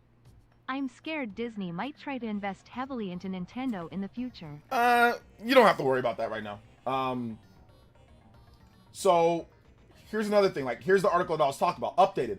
Valve has quietly removed Palworld's Steam Deck status, Steam Deck's playable status. That was January 3rd. It's like that quote. It's hard to win an argument with a smart person. It's damn near impossible to win an argument with a stupid person. Yeah. No wonder why he ducks out from debate lol. Yeah, like, once again, this is the actual evidence and facts of what I'm talking about. So they removed it in terms of, this is what Windows Central is saying. It was they had it as playable and they unremoved it because people were having issues and problems even playing the game in the first place. If it was completely playable for everybody, you wouldn't see the forums of people saying that it doesn't work for me. You wouldn't see this article right here. This is on Windows. This is on Windows Central. They're a super pro Steam Deck, super pro portable PC. You know, they hate Nintendo over here. You know what I'm saying? Like, so there's no reason for them to lie about this or to make up something that's not true. So, and it's not just that. There's other things too. Sorry about that, guys. There's other stuff as well. Shout outs to Tap, but yeah, Tap, thank you for the $3. I wouldn't worry about that at all. When it comes to Disney and all that. I think we're good. 127. Thank you guys so much, man. I appreciate that. Oh, my bad. Hold up. I pressed the wrong button. Combo breaker. Let's go. So, I don't have anything to prove. I'm not lying. The proof is right there. That's the proof that I don't need any more proof than that. That's the proof. What's up, Juice Man Vaughn? Welcome to the stream. Says, why would anyone want to deal with the device where your games might not work? That's what I'm saying. Like, I bought the device for $550. Why would I not want stuff to work? I'm not dumb like some of these people are. I don't buy things just to buy them and be like, oh, I hate it. I'm not a freaking grifting loser YouTube slop tuber where I buy things just to be mad and angry. I've never done that before. That's stupid. That's absolutely moronic. My parents raised me with the actual dignity, unlike these people. I'm not raised to buy something just to be angry. That doesn't make any sense. I grew up poor. I did not grow up with money, okay? So I still have that mentality of that I'm not going to end up doing stupid things like buying things that I'm just to be angry at them. That's not my MO or my forte or anything like that. I'll never do that. I never will, like just to buy something just to be mad and to make something else look better. That's stupid. That's the dumbest thing that I've ever seen. That's what grifters and stupid YouTube slop tubers do. I don't do that. No, obviously I don't do that on this channel. I'm not going to buy things just to be angry at it, you know? At least not that I recall anything recent. There's nothing that I can think of. So yeah. Shout outs though. Thank you, Minato Mario, with another $3 dono. I appreciate that, man. 127 on the board. We are going. So yeah. Anyway, it is what it is. Once again, Minato, you said it yourself best. There's nothing really to say anymore about that guy. Once again, he's a moron. It's damn near impossible to win an argument with the stupid person. Exactly. And we don't want to actually do a debate on that because I would be able to prove it right then and there that it doesn't work for everyone. Clearly it does not work for everyone. So I'm done. I'm good with it. Like, I'm good with that guy. But yeah, keep on reacting to my vids. Keep on understanding who's better than you and who's actually right about things. Keep on reacting and keep on understanding who's better and who's right. And keep on ducking the debate. Keep on ducking the debate because you're a complete fraud. Can you revoke his mod status for today? Revoke whose mod status for today? Minato Mario? Nah, we're good. Let's see here. I don't know why people are concerned about Disney. People are thinking Disney is gonna buy Nintendo. Yeah, Disney's not gonna buy Nintendo. They're not gonna buy Nintendo. If Disney was smart, they would partner with Nintendo for a Mario or Mickey Mouse crossover. That'd be billions of dollars. Ooh, Mickey Mouse Mario would be great. What's up, Uncario? Welcome to the stream. How you doing today, man? Let's see here. I wouldn't dare spend more than $100 to beta test a device. I mean, Steam Deck is pretty stable at this point, but yeah, like it's not like it's bad. Like you can get it and it's fine. But it's just not for me. Let's see here. Let's see. The most Disney would do was probably partner to make some Switch 2 exclusives. I think they'd probably partner up to maybe do like a Mickey Mouse and Mario crossover game. I think that could be interesting. We saw that with Ubisoft, right? We saw that with Ubisoft or with like Mario plus Rabbids. I think something like Mario and Mickey together in a game, that could be really crazy. That could be cool. I'd be down for that. Niken, thank you for the subscription, man. I appreciate that. Let's go. So yeah. See, Tails Doll says, did your parents also raise you to disrespect other people's family members? When did I disrespect other people's family members? When did I do that to you? And if I disrespected your family member, that's because you did something to me first. So if I say anything back to you, it's because you said something to me first. So my parents taught me to, if somebody throws a rock at you, throw a bigger rock back at them. So yeah. So I don't just be disrespecting people's family members out of nowhere. So if you do something stupid or say something stupid to me, I'll say something back to you. But I ain't just disrespecting nobody's family out of nowhere. So you got something else to add to that or no? Hey OJ, imagine Kingdom Hearts like game with Nintendo franchise characters and worlds. Ooh, that'd be awesome. They have and what did I say? So be clear. They have the same mindset as the flat earther. Yeah. So it's all good, man. It's all good. I mean, listen. At the end of the day, around here, we write around these parts. That's all. What's right is factual information. Now, when something's an opinion, it's an opinion. And I say, hey, look, everyone's allowed to have their opinion. Shout outs to Slate Hood, man. Appreciate you. Good morning from Tokyo, Mr. Uncario. You're allowed to have your opinion. That's cool. But when facts are facts, facts are facts. That's it. So when we try to say, like, listen, this is the facts, this is what actually the data says, we say that. We stand by that. And it's been and it's worked well for me with the Switch 2 in terms of predictions and accuracy and all that. So yeah. Let's see here. Stop boo looking. Palworld runs perfectly on Steam Deck when you change every setting in the game in a hyper specific set of settings. Listen, man, whatever. Like if they want to hold on to that, let them hold on to that. There's factual evidence and proof that other people that it didn't work, especially even around the time that I was saying that. So I ain't got nothing else left to say on that. So it is what it is. But yes, I would like a Mario and Mickey crossover type of game like Kingdom Hearts. I think that'd be really cool. Yes, J Will presents won the giveaway. J Will presents won the giveaway. So yeah.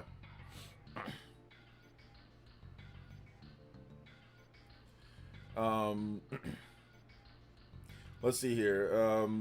Nobody disrespect. I don't recall saying anything about his. I don't know his family members.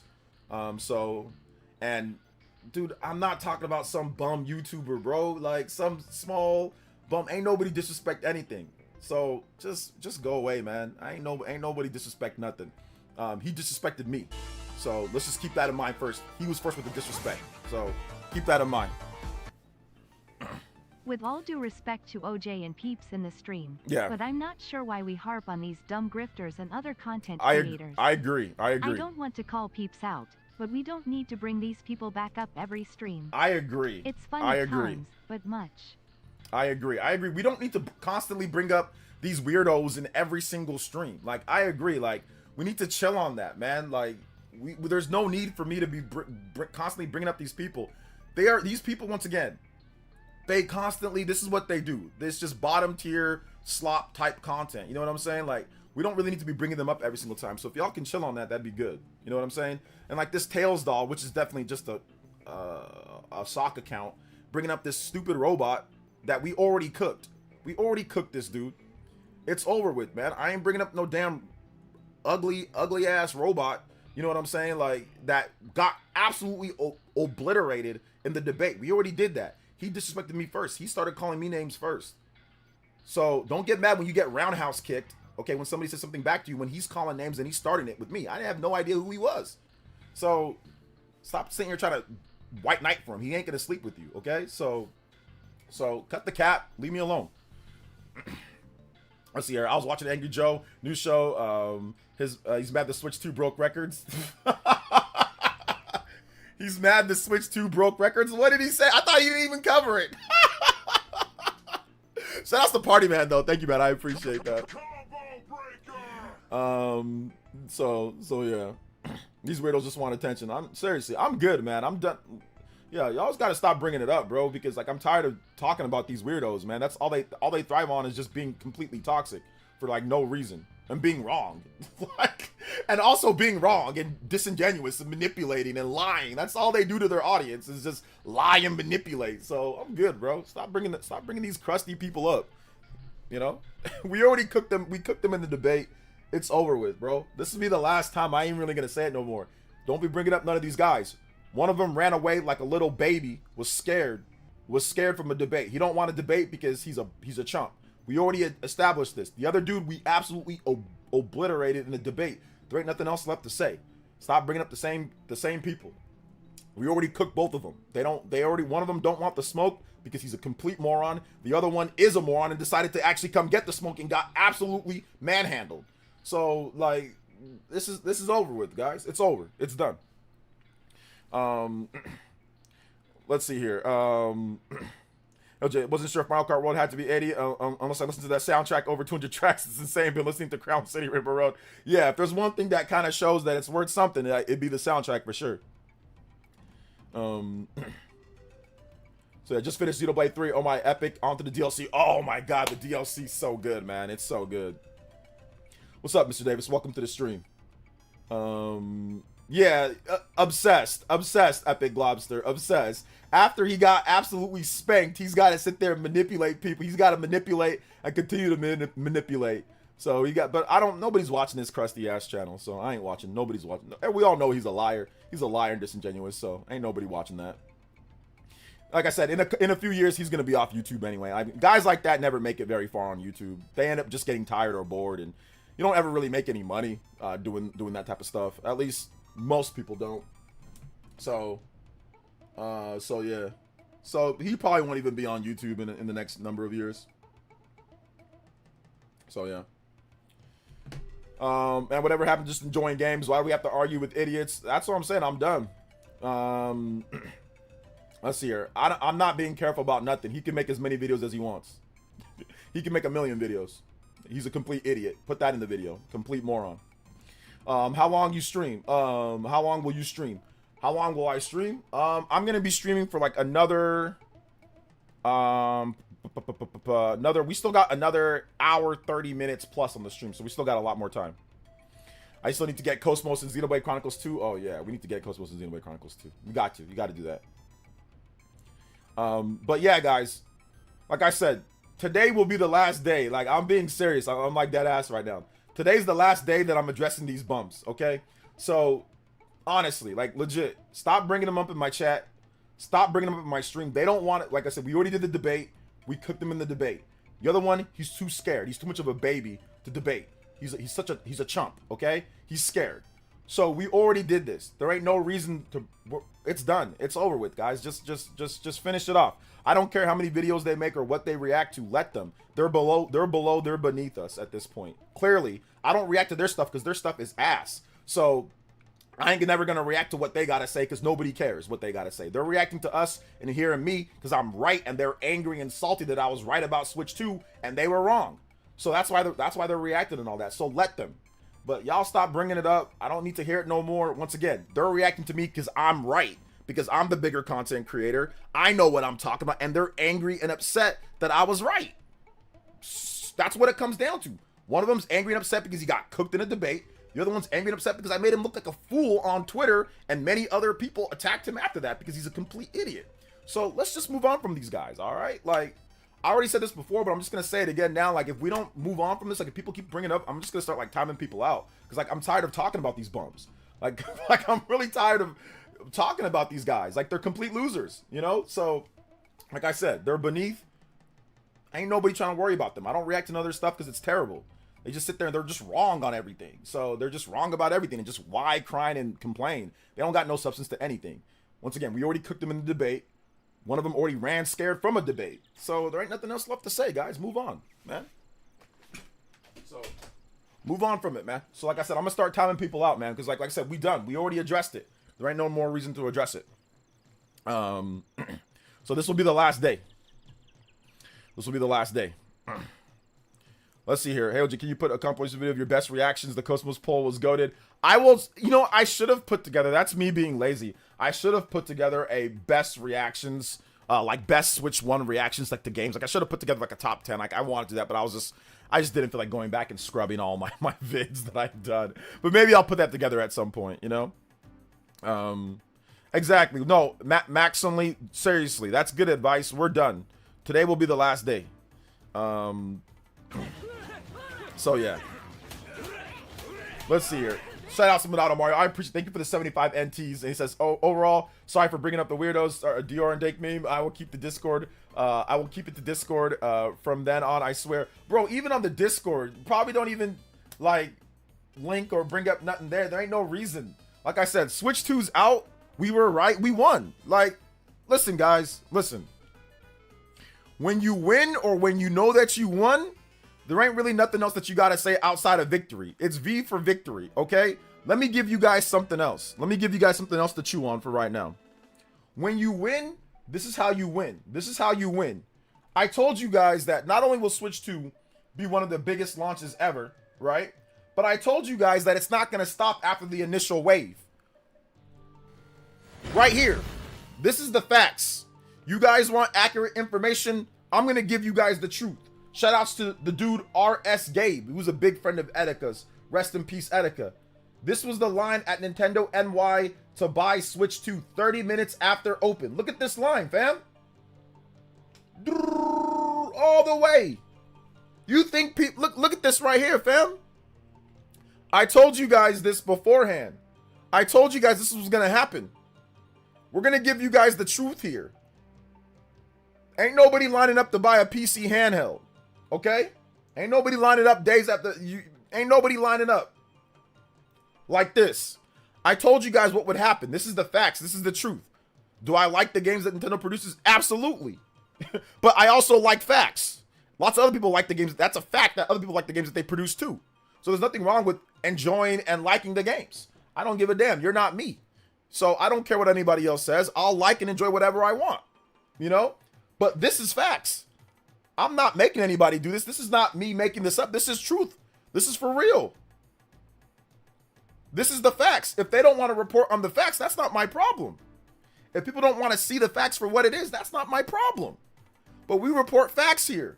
I told you guys that it was going to be like this and continue on. This is the line at Nintendo NY to buy Switch 2 30 minutes after open. Remember when they said this would be another Wii U? Yeah, morons. I said if anybody thought demand for the Switch 2 was disappear after the launch weekend, yeah, that's not happening. Donkey Kong Bonanza, Metroid Prime 4, Kirby Air Riders, Hyrule Warriors, Age of Imprisonment, Splatoon Raiders, and more still coming. Fire. Like, so yeah, so funny. So we said, what happened to the people that were saying drop the price? I wonder what happened to them. They legit bought the system. Oh my god. So yeah. That's what I'm trying to tell you guys, man. We talk about the facts here. Shout out, so thank you for the support. I appreciate it. But I'm glad that, like I said, but we ain't bringing it up no more, man. This is the facts. We're gonna go over the games and what's real, what's not, you know. So, my son also says, what's up, Bead Queen? Shout outs. Let's see here. The more you talk about them, the more they win. Not really, because we winning way more than they winning at this point. Because look at the subs and look at what we're getting here. So they're not really winning anything. You know, they're gonna react and they're gonna do whatever they want to do for their videos, regardless. Once again, I made a video about the boycotters, which was truthful. They got mad at that. You know what I'm saying? They get upset and angry on stuff about that too. So it doesn't matter what I do or what I say. It doesn't matter. They're also going to do that. So I'm not worried about them. We're not, like I said, we're not mentioning any names. We're done. Like I said, after today, I ain't talking about it no more. We already won. That's the truth. The truth is I was right about all this stuff. That's the truth. And the truth is Switch 2 doing well is good for us. And the reason why it's good for us because we want to play games. We want more games. We want more content. We want better content. Well, you can't get all that if the system's not doing well. You're going to get less. So I want it to do well. And I'm glad that it's doing well. And it's going to continue doing well. I don't care. I don't have to have any shame in that. I want it to do well. I want it to do well. I think it's going to do well. And I want to get more games. I want to get big games lined up because I want to play good games. I want every system to do well, though. Like, hell, if PC handhelds did well, sure, I want PC handhelds to do well. I don't care. I'm not a hater. I don't want stuff just to fail just because I don't like something or because I think this is X, Y, or Z is bad. That doesn't mean I want it to fail. It's a freaking video game system. Unless they're like killing people somewhere, or something. Unless the CEOs are murdering people silently or doing crazy stuff. I don't care. I want Microsoft, Sony, Nintendo, Asus, ROG Ally, whatever. I want all of them to do well.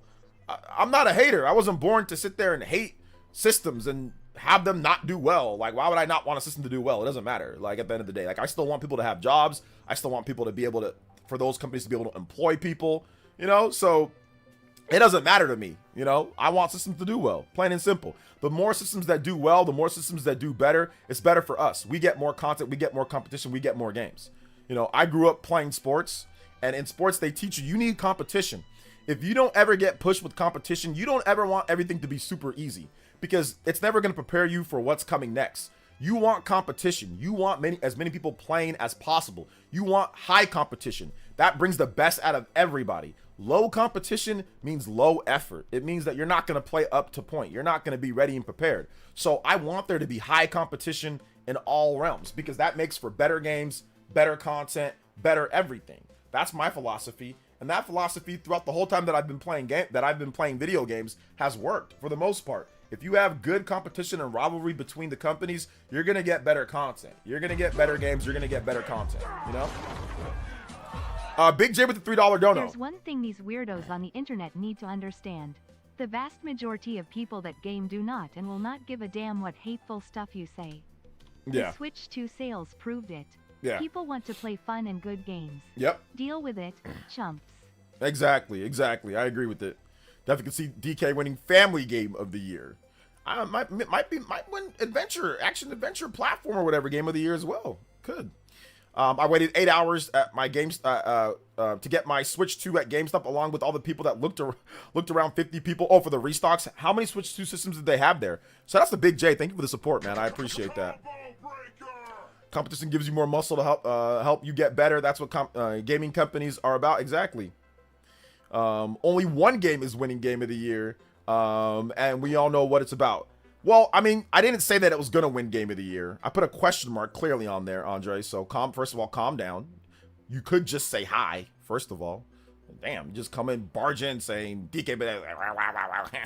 Listen, calm down, sit down. Hopefully you're sitting down, relax, okay? And it was a question mark. It wasn't saying that it was going to win Game of the Year. Do I think that it could be in the conversation? Absolutely. That direct was incredible. Could it be in the conversation? Could it be nominated? Sure. Could it be some people's Game of the Year? Sure, it could be. But I never said that it was going to win it outright. It was a question mark. It was clearly discussion. So calm down and relax, man. Damn. You can at least say what up, OJ, first. Jesus. Let's see here. If DK was above 95 on Metacritic, I think he'll win.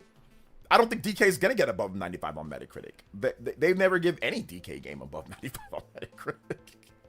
Like, why would they give a DK game above a 95 on Metacritic? That's not gonna happen. Let's see here. Any advice for unlocking the NPCs in Mario Kart World? The more coins you collect, the more NPCs you'll unlock. But there's also a method to do it. So look up fastest way to unlock NPCs in Mario, or it's not NPCs. It's more like playable characters. That's non-playable character, NPC. So look up, Google search it, and you'll find the answer, like the fastest way to get them all done. But this is Mario quality, Odyssey quality. It is and it isn't Odyssey quality. Like, Donkey Kong doesn't have as many moves as Mario does in Odyssey. I think Mario has more transformations or possessions. So Mario Odyssey has more from what I can just look from the eye. I mean, there's 3 transformations, and Donkey Kong has about 7 moves. 6, like he can roll, he can sonar clap, he can dig. There might be more moves that they're not saying, but it doesn't seem like he has as many options and as many transformations as Mario does. Although Donkey Kong has transformations that you can, you can do at any time as long as you have like the meter for it. So that's a bit different from Mario's transformations that are very level specific. That's a very different type of thing. But yeah, but we'll see. Give me 1 second, guys. Hold up.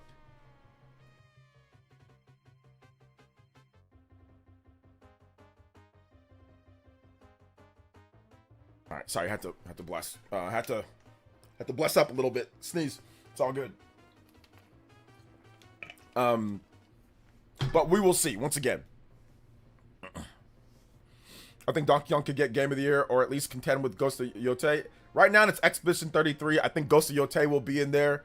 I think Split Fiction will be in there as well. There's definitely quite a number of games that are like either in there. Like right now, and obviously, it's going to be Split Fiction. It's going to be Expedition 33. Those are like the 2 front runners right now for Game of the Year. Expedition 33 and Split Fiction. Those are the 2 games that are clearly set themselves kind of apart from the pack. But we still have there's still a lot more year left, at this point. So yeah. Well, guys, you have to remember, guys, Contender means that it's going to be nominated. Like, it could be not. That's what a contender is. A contender doesn't mean that it's going to win, per se. That would be like a front runner, right? So I think sometimes people get a little bit, I mean, English is a little bit weird in terms of what people perceive as contender. Sometimes people think contender means that that you think it's going to win. No, contender means that it's going to be in the conversation, or it could be nominated for Game of the Year. That's what a contender means. So right now, Claire Obscure is probably the front runner. It's a contender, but it's also probably the front runner, as in like if you had to take a vote now, it would probably win. So there's a difference between that, guys. Like front runner, contender. Contender can be something that's not a front runner or that's probably not going to win, but it's a contender. It will be nominated. It'll get some votes. It's a contender, but that doesn't mean that doesn't mean it's going to win. You know. So yeah. Let's see here. I like the 2-player mode in DK Bonanza. It seems like it does make the game much easier. Yeah, I will not be playing the 2-player mode. At least not on my first playthrough. Not on my first playthrough. I think I'll probably wait. Maybe, you know, maybe at some point I'll check it. I'll try it out with my wife or something like that. But I'm definitely not going to. Not going to be playing it. I'm just gonna play like a single player experience. You know.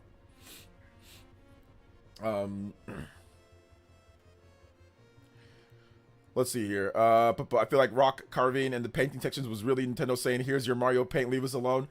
I don't know if it was. I think it was them just saying, "Hey, look, we need to use the mouse mode for something," and they just decided to just focus and just do that. If Stellar Blade is coming to Switch 2, why can't we see Hyperdimension Neptunia here in NA? I don't think those two games have anything to do with each other.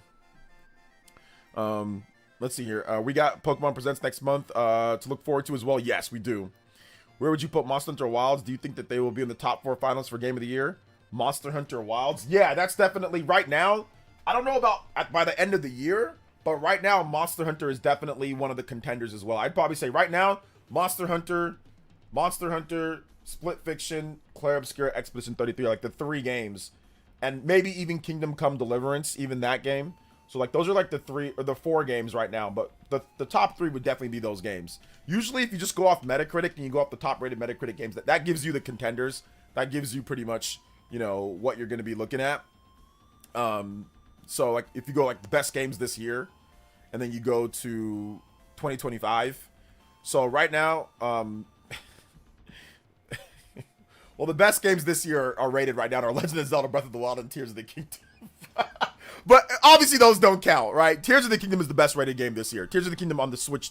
Tears of the Kingdom on the Switch too. It's got 9 reviews for a 95 Metacritic, but that obviously doesn't count, you know. That obviously doesn't count. But so yeah.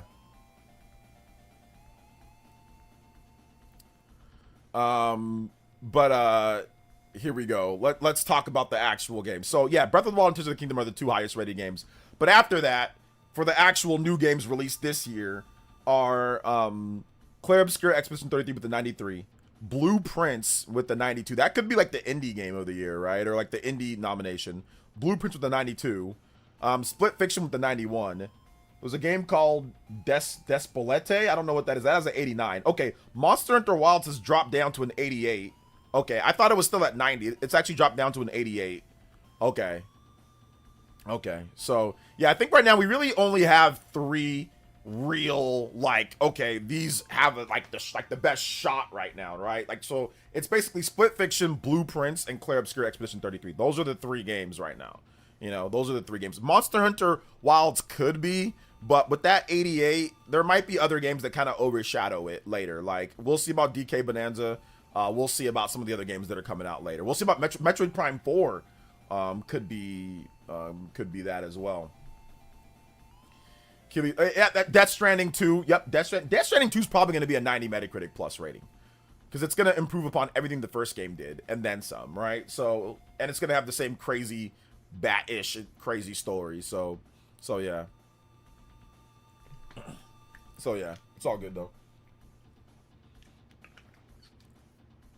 To be honest, I'll be happy if Clair Obscur wins Game of the Year, bro. Finally an RPG win Game of the Year. Yeah, that'd be the first RPG to win. Well, the first. Well, no, because what's it called? One? No.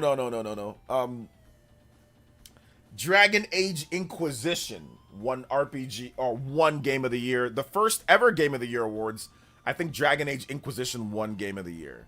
Was that the first, like 20? Not the first ever. I think it was the first ever new format game of the, like, yeah.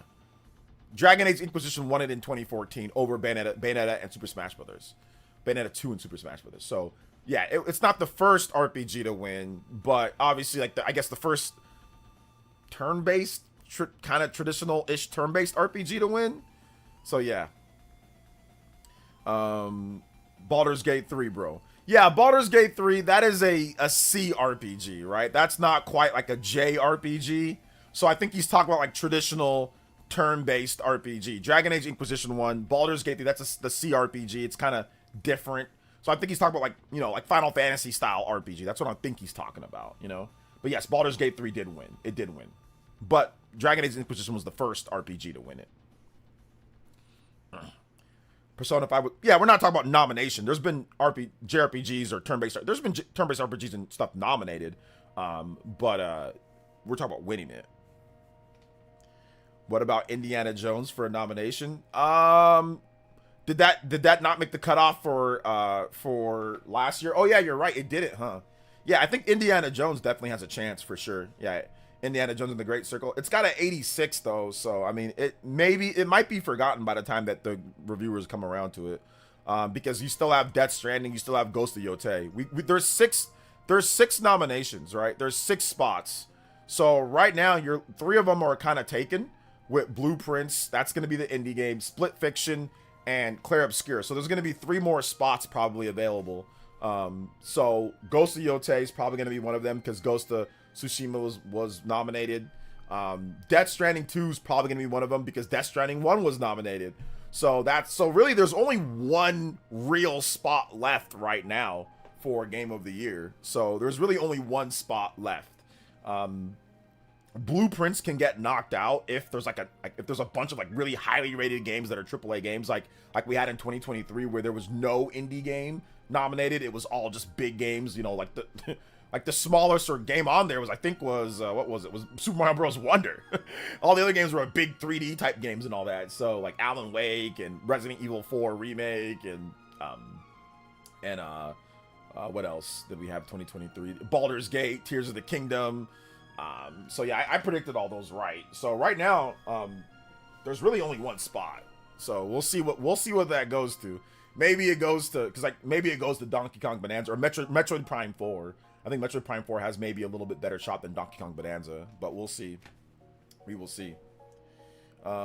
He will have more transformations than 3. I don't know if he's gonna have more transformations than 3. I mean, there might be more. We'll see. Will MK World be getting No, Mario Kart games usually never get nominated for Game of the Year. Like, they don't ever really get nominated. I mean, I think Mario Kart 8 might have been nominated, but no, Mario Kart games never really get nominated. Just with the 3. Game will be Silk Song. Oh yeah, Silk Song. But Blueprints right now is rated really high.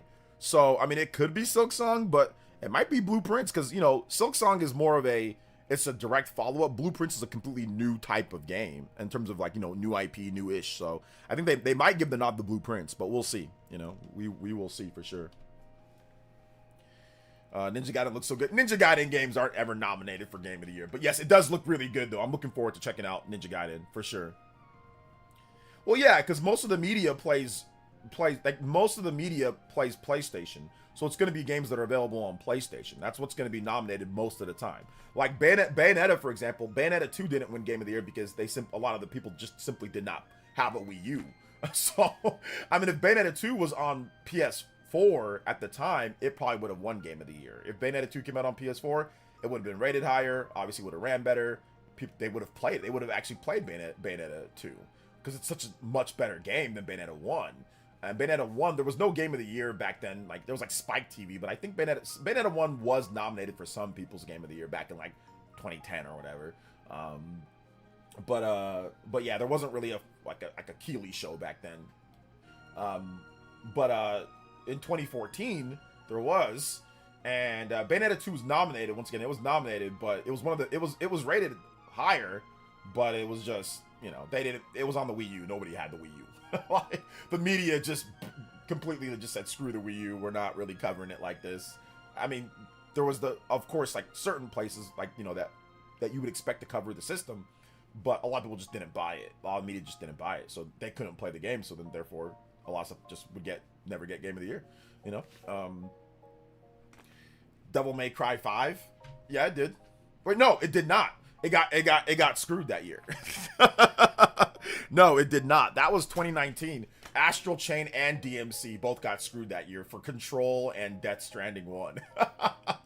Astral Chain, Fire Emblem Three Houses, Astral Chain, and DMC were all rated significantly higher than Control and Death Stranding. They both got hosed. they got hosed out, man. They got hosed out because, oh man, Death Stranding and Control got the nods over it. Let's see. Will MK World get nominated for Game of the Year? No, I already said no. I mean, yeah, probably like Family Game. Yeah, absolutely. Like, it'll be nominated for like Best Racing Game. It'll be nominated for Best Family Game. It'll be nominated for those. I don't know if it's gonna win those. It'll be nominated for those though, but it's not gonna get nominated for Game of the Year. No. Just based off the ratings right now, like where it's at, I think it's like an 86 or 87 Metacritic. That's already too low right now at this point, considering Ghost of Yotei, Death Stranding, Metroid Prime 4, Donkey Kong Bonanza are probably going to be rated as high or higher than it, you know. Yeah, we already talked about the 3K worth 3,000 Switches were sold or stolen or whatever. I mean, okay, they were stolen, so what? Nothing else that we can talk about it. Well, let's see. Bayonetta 1 came out the same year as Mass Effect 2. Red Dead Redemption, God of War 3, and Super Mario Galaxy 2. It had no chance. Yeah, it had no chance. It had no chance. That's for real. It really did. It really had no chance against all those games. A lot of people actually gave the nod to Mass Effect 2 won it, but there was a lot. It was very varied that year. Red Dead Redemption, some people gave it to that. Some people gave it to Mass Effect. Some people gave it to God of War. Some people gave it to Mario Galaxy. That year was crazy split up. But yeah, I played all of those games. I played all of those games at launch. I played Mass Effect 2 at launch. I played Red Dead Redemption at launch. I played God of War 3 at launch. I played all of those at launch. 2010 was nuts. I remember that year. And I bought all of those games right there at launch and played them. Bead Queen says, I don't think Yotei is guaranteed if MP4 and DK Bonanza both score higher. Bead Queen, let me take you back to 2019. Okay? Where you even said it yourself. What happened in 2019? Remember Astral Chain? Remember DMC? Remember Fire Emblem Three Houses? All of those were rated higher and lost out to what? Control, Death Stranding. So, and Ghost of Tsushima. Ghost of Tsushima was rated like an 82, 83 or something like that. Ghost of Tsushima was not rated higher. And those games got nominated. Ghost of Tsushima, Control, and Death Stranding all got nominated over much higher rated games. So I do agree with you that it's not a guarantee, but it might be. It might actually be, considering what happened in 2019, you know, with Ghost of Tsushima, with Control, and Death Stranding. We're having now the same cycle again. Now we have Ghost of Yotei, we have Death Stranding 2. Well, yeah, that's what I'm saying. Yes, because that's the point. A lot of I follow these people. Like, I know a lot of you guys don't, but I follow these people, and you can hear what they're talking. That's why I'm good with predicting what's gonna win Game of the Year and what's not. I think I've been spot on every year since 2019. Like, I didn't get 2019 right. I thought they were gonna Kojima it and give it to Death Stranding. But what was it? Sekiro won Game of the Year that year. So that kind of surprised everybody. But Sekiro won Game of the Year that year. But although it was a super highly rated game though. But when it comes to every year after that, I've pretty much gotten it right every year after that. The Last of Us, then I mean, It Takes Two. That one I was like, I didn't really know who was gonna win, but I thought maybe they could go with It Takes Two because they weren't gonna give it to Metroid Dread or Deathloop. So yeah, It Takes Two, and then 2022 Elden Ring, then 2023 Baldur's Gate. I knew that was gonna happen. 2024, obviously Astrobot, knew that was gonna happen. So I pretty much got it right for the last 5 years, you know. the last 5 predictions, and I pretty much guessed the predictions in terms of the nominations. I pretty much almost got all of those right too. So, so I finally made 8K in Mario Kart World Knockout Tour. Nice, congrats, man. OJ, I don't care about the Keeleys, but I think Hollow Knight will win. All right, we'll see. Remember back in 2015, there was also a truck of Splatoon copied, got stolen. I think so. I remember something like that. Yeah, I can't believe my game got screwed. Don't remind me. Yeah, still gonna play right. I don't think we're gonna play right out tonight. Probably not tonight, just because I'm actually pretty tired. So we'll probably do a debut stream for it tomorrow, as well. Just because I already streamed earlier this morning. So I thought I was gonna be able to do a right out stream tonight, but to be honest, guys, I'm just kind of tired. So I don't think I'm gonna be able to do it tonight, but I'll do it tomorrow for sure. We can definitely get right out tomorrow. Tomorrow's Thursday, right? Yeah, we can get right out tomorrow. Because we're already 2 hours in. So if I was gonna play right out, it's gonna take me about 2 hours to get going. So I need a little bit more time. But yeah, we're definitely gonna play it tomorrow for sure. That'll be launch day too. So the game, I mean, the game's already gotten some reviews and everything. It's got 78 Metacritic with like, whatever. It's good. It's good. It's not bad. It's good. But little few things. Obviously, it's an old game, so it's hard to adapt everything. But yeah, it's got good scores so far.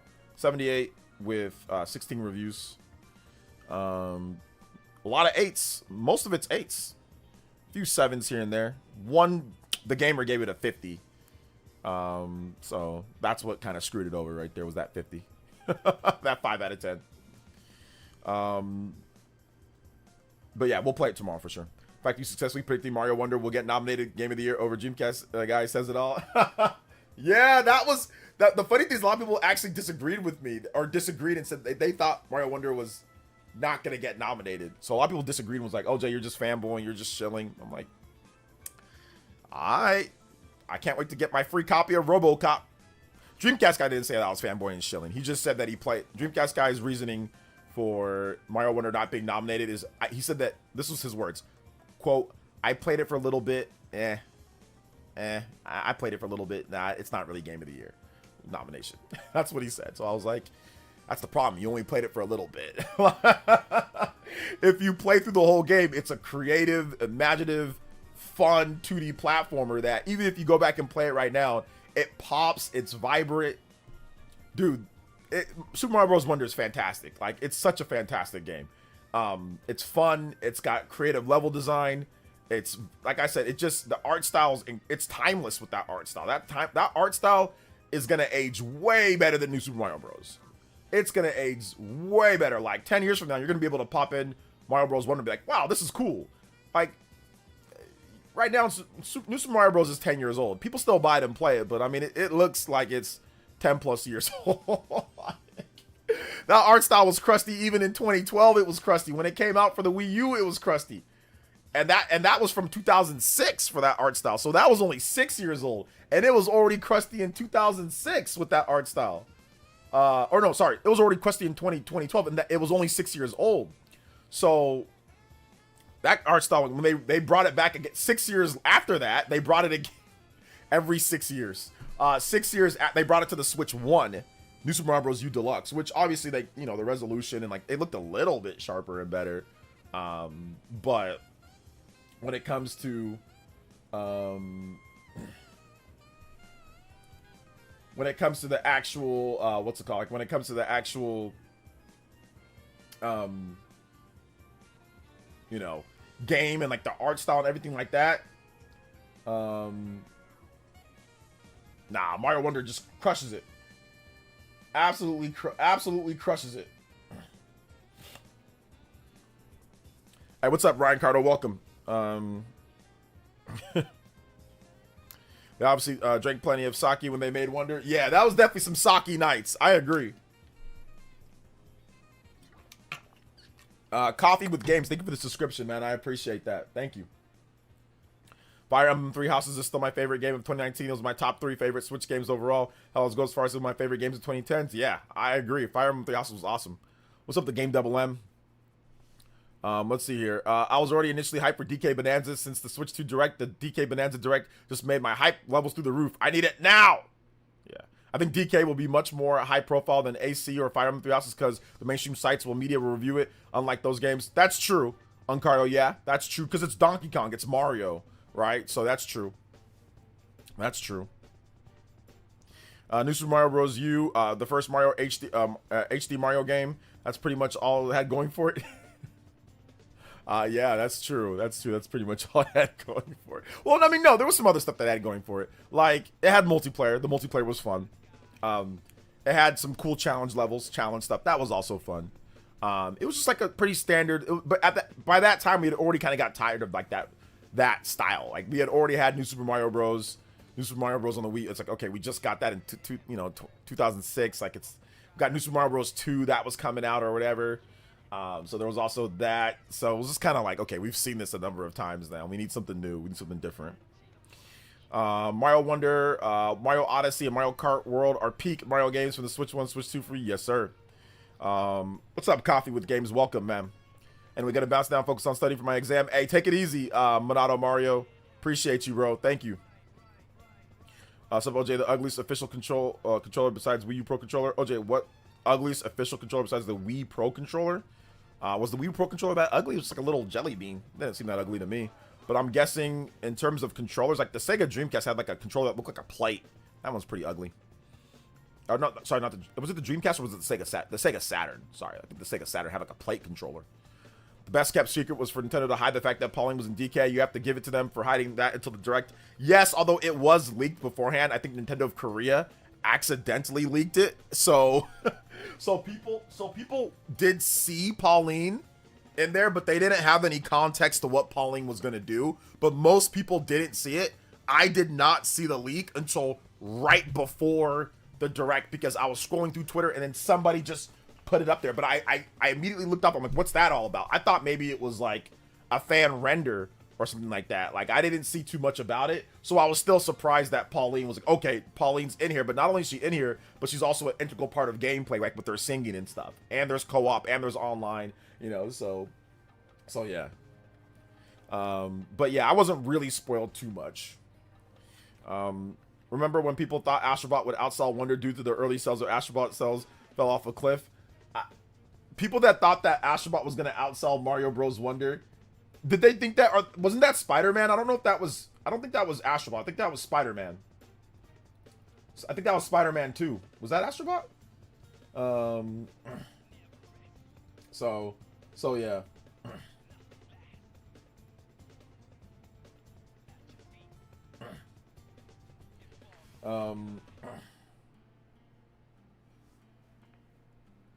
Shout outs though.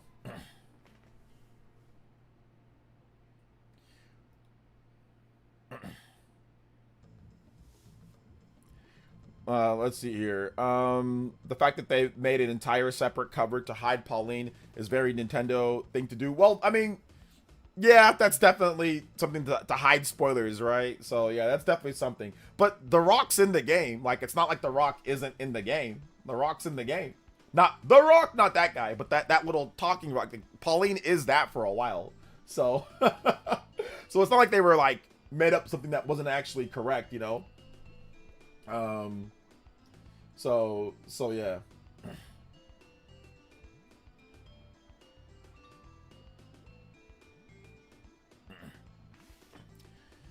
Let's see, the fact that okay, yeah, Astrobot made me want another Ape Escape game. Yeah, that's the Ape Escape game in there was pretty good, you know? It was pretty good. It was pretty good. PlayStation players didn't really play Astrobot. Just takes you the audience there wasn't as open to cartoony action platformers. Yeah, like a lot of the base didn't really buy Astrobot or play it, but it was a media darling, you know. DK had a big role in the OG Mario movie, not the OG 90s one, and they have DK area of Mario or Nintendo World Land, so I'm hoping it gets a great audience again. Yeah, I think that DK has the opportunity to finally sell 10 million units again, you know. OJ, I haven't played Clair Obscur. Would you say it'd be one of the best games you have ever played, like top 5? Oh man, is Clair Obscur a top 5 game for me? Dude, I don't know if it's a top 5 game, but it's probably a top 30 game for sure. Clair Obscur is definitely up there. It's probably like a top 30 game for me of all time. Maybe top 50. minimum 50, top 50 game. But it's definitely up there. It's definitely one of my favorite games. And I've been playing games for 40 years or something. I've been playing games for a long time. So, so yeah. Jay Loomis says, I've been working 2 jobs. Have you done the Switch 2 drawing? Yes, we did announce the Switch 2 drawing on the official community page. We did announce that. So Jay Will Presents won the Switch 2. The next giveaway is Donkey Kong Bonanza. So Donkey Kong Bonanza is the next giveaway winner. So yeah. The Donkey Kong Bonanza is our next giveaway. The fact, so yeah. Yeah, I mean, Astrobot's a great game, though. Did it deserve Game of the Year? Sure. For some people. It deserved Game of the Year. But for other people, I think Metaphor was Game of the Year last year. I think Metaphor had the more varied gameplay. I think Metaphor had more content. I think Metaphor had more substance in the story. I think the story's way better in Metaphor. I think that was the actual Game of the Year, was Metaphor ReFantazio. That gave you tons of different weapons and different stuff to collect. It had a interesting, intriguing story. It had a great gameplay loop. Had fantastic characters. Man, Metaphor was just an experience, dude. Had a really cool hybrid action turn-based RPG system. Had phenomenal music. Oh my gosh, the music in Metaphor is so good. It is so good. It is so good. Here's one of my favorite tracks that plays. This is one of my favorite tracks. I love this track. It's so good. So this one's it right here. Yeah, here we go. This is it. This is so good. The Porsche Son with the $2 dono. Metaphor had more waifus. It did have more waifus. It did. Metaphor to me is the game. I still think about it. I still think about Metaphor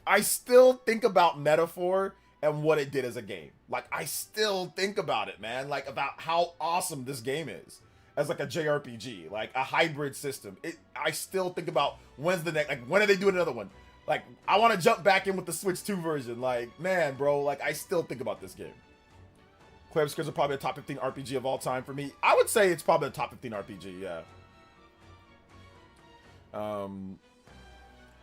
Metaphor ReFantazio was my Game of the Year 2024, yes. Metaphor was the Gamer's Game of the Year. Astro was the mainstream Game of the Year. I don't even know if it was mainstream Game of the Year for, like, most casual players. I think it was the media Game of the Year. I think it was media's Game of the Year, you know? But it's all good. Have Switch 2 sales been mentioned in the title been discussed yet? Switch 2 sales mentioned in the title been discussed yet? Switch 2 sales. What are you talking about here? You talk about, oh, big Switch 2 sales. Okay, yes. We talked about how there was a massive line for, people are still lining up to be able to, at Nintendo New York, to be able to get a Switch 2. So yeah, the sales are still ongoing, man. People are still buying it even after, you know, as soon as restocks come in, people are snapping them up. We also had more people talk about how they were at GameStop. There was 50 plus people at one GameStop where people were lining up to buy it again. So we got people stealing the systems off trucks. So people are still buying it, man. People want, the demand has not stopped yet. It has not stopped. There's been restock. There's been multiple restocks, yeah. There's been at least 2 to 3 restocks already. Shout outs to Dior. Thanks for coming out to the stream, man. Appreciate you. Astrobot was the best Nintendo game Sony ever made.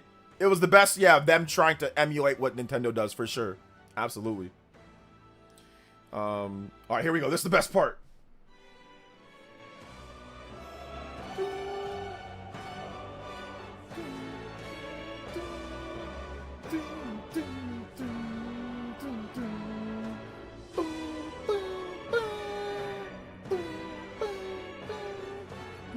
Oh my god, this song hits when you're fighting the boss, bro.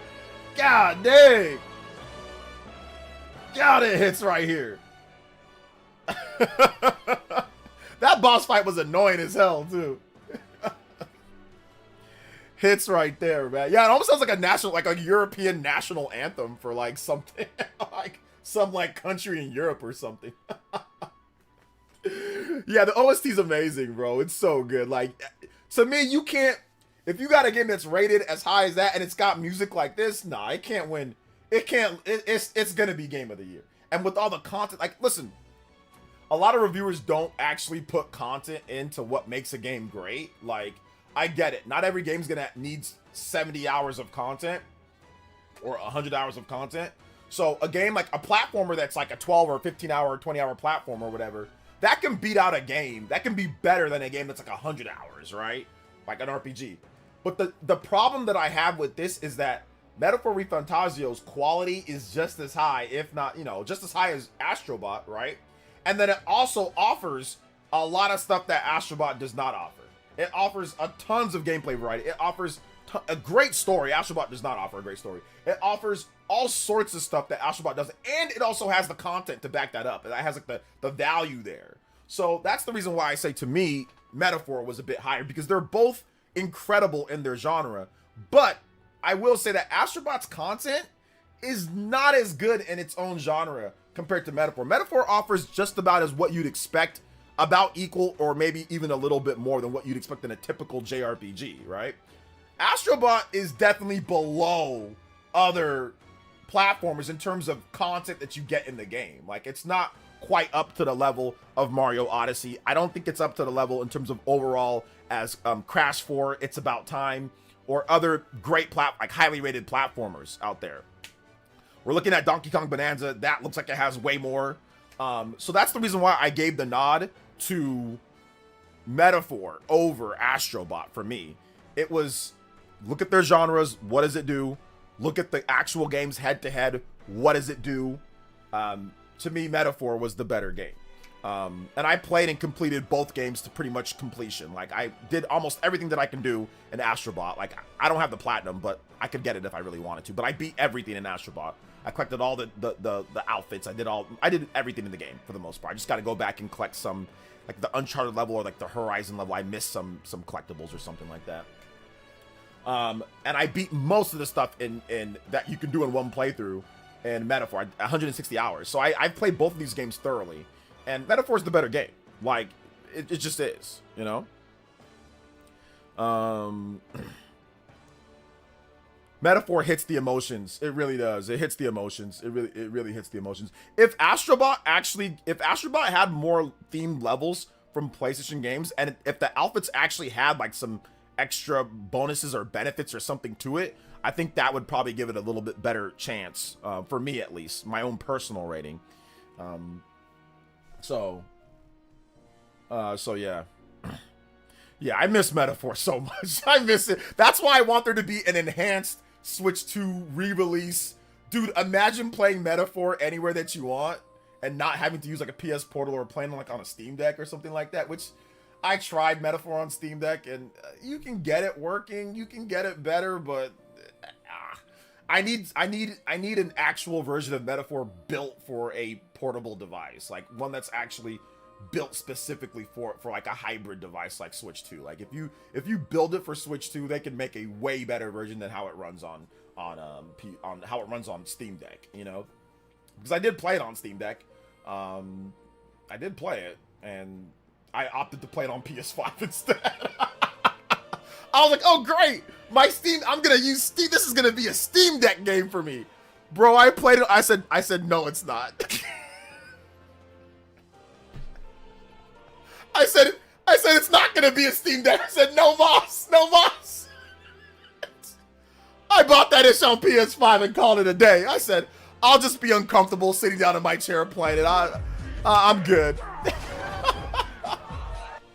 Metaphor was so good it almost made me like Raj Ally. Yeah, Lol, almost. I didn't have maybe I should have had a ROG Ally for Metaphor, but the PS5 version of Metaphor was really good. It was good, so I didn't mind that. Although it didn't run quite as good as the PS4 version running on PS5. I have both versions, but it still pretty much ran at 60 and was good enough, you know.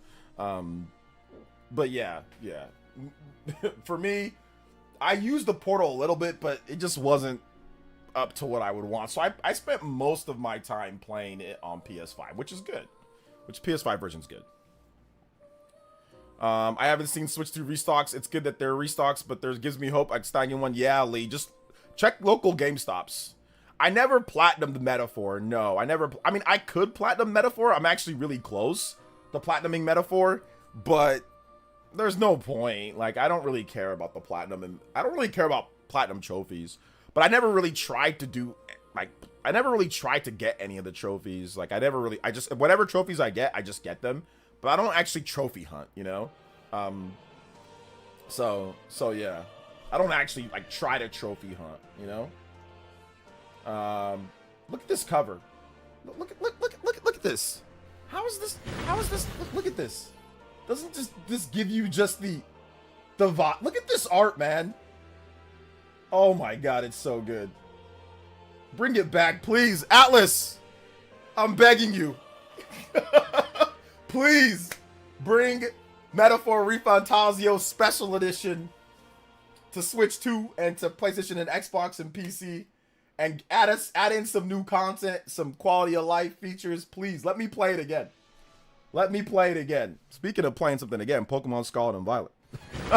Playing that game again too. It actually runs good now on Switch too. Metaphor is like Persona. It's got some Persona vibes to it. Yeah, it's got some Persona vibes, but it's not. It's from this Persona team, so you're gonna see a lot of similarities, but it's definitely different. Like, I like Metaphor more than I like.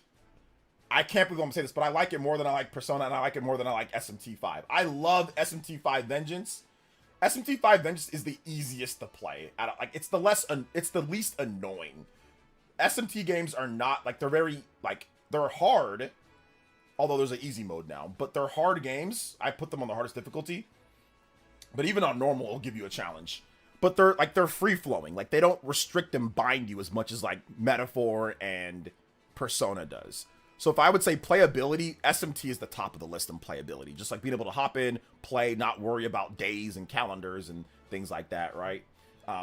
Metaphor is less restrictive. Persona is the most restrictive game out of the Atlas games that they do. They're RPGs. It is really restrictive. Like, you've got your days, you've got to do your social links, you got to do, you know, it's very, you know, Metaphor gives you a little bit more freedom. So that's why I like Metaphor the most. It gives you the really great gameplay and characters and story that you would get in a Persona game. That's probably a little bit better than SMT, even though SMT's got great characters and story too. But then it also gives you a little bit more freedom that Persona doesn't give you. So it's a nice hybrid between that. And then it also does away with the whole demon capturing system, which I love demon capturing for Persona.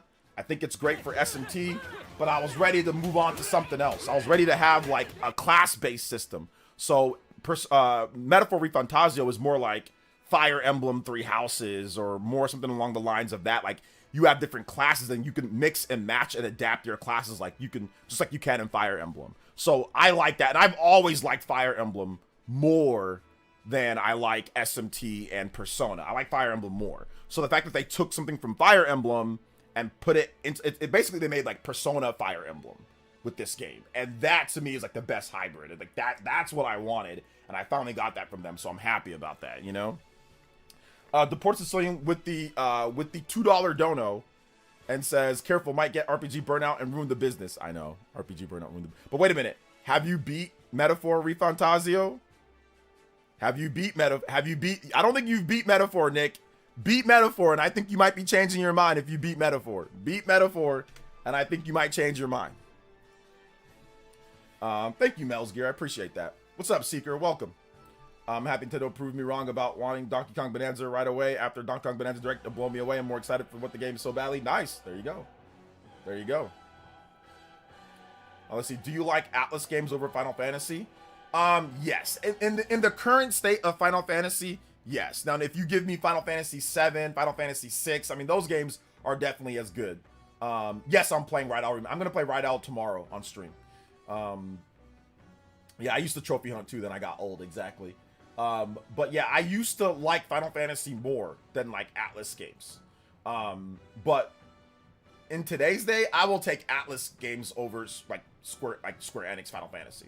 I think right now, Metaphor, Persona, SMT5, I'll take those over Final Fantasy right now. You know, now we have to wait and see what's the next Final Fantasy game. How's that going to play out? You know, we'll see what they do. But for right now, like, give me Metaphor, give me Persona 5 Royal, give me SMT 5 Vengeance. I'll take those over Final Fantasy 7 Remake and Rebirth, you know. Cannot wait to play Metaphor on Switch 2. Held off on that game. Oh, you held off. That's going to be so good, dude. I am going to be envious of people who play Metaphor for the first time. Like, Persona 3 Reload, Metaphor, all those games, like, all these Atlas games. I'm going to be so jealous of you guys that get to play it, you know, for the first time on Switch 2. So, yeah. Fast RMX on Switch 2. I haven't tried Fast RMX unless you're talking about Fast Fusion.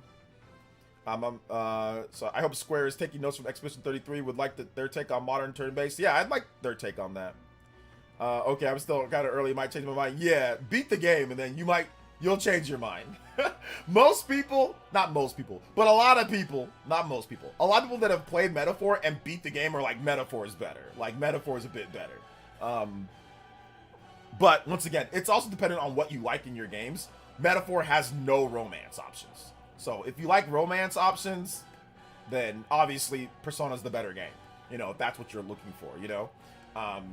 Although I will say that Persona's romance options are incredibly annoying, like, to do. If you play Rune Factory, bro, they just do it based off of time. Atlas with their freaking romance options and their it takes a whole damn day to do anything. Rune Factory is so much more practical. Hey, you want to go on a date? You want to talk to someone? It takes 10 minutes. It takes 30 minutes. It takes 60 minutes. It doesn't take up your damn day.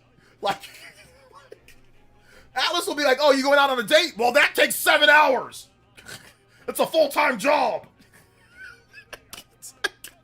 You do one thing, you go out to eat. It takes, bro, it would take all day to go out to eat. How would it take all day to go out to eat? Why does it take all day to go out to eat? I go out to eat with my wife. It does not take all day. We go out there. It takes us 2 hours maybe. An hour and a half to 2 hours. It does not take 8 hours. If I go out during the day, I don't come back at night to go out to eat to grab lunch real quick. If I eat one burger or if I go watch a movie, it does not take 8 hours. I just tested out Dragon Quest Builders 2. It's way better on Switch 2. So yeah, Dragon Quest Builders is way better on Switch 2. Nice, let's go. I need to try that out too. Let's just test out that game. Yeah, the battery thing is one of those things to where they put the best battery they could. Shout out to Justin, thank you for the $2. But with high-powered devices, it's hard to get great battery life. I mean, they'll probably improve it, but I don't know how much better it's going to get.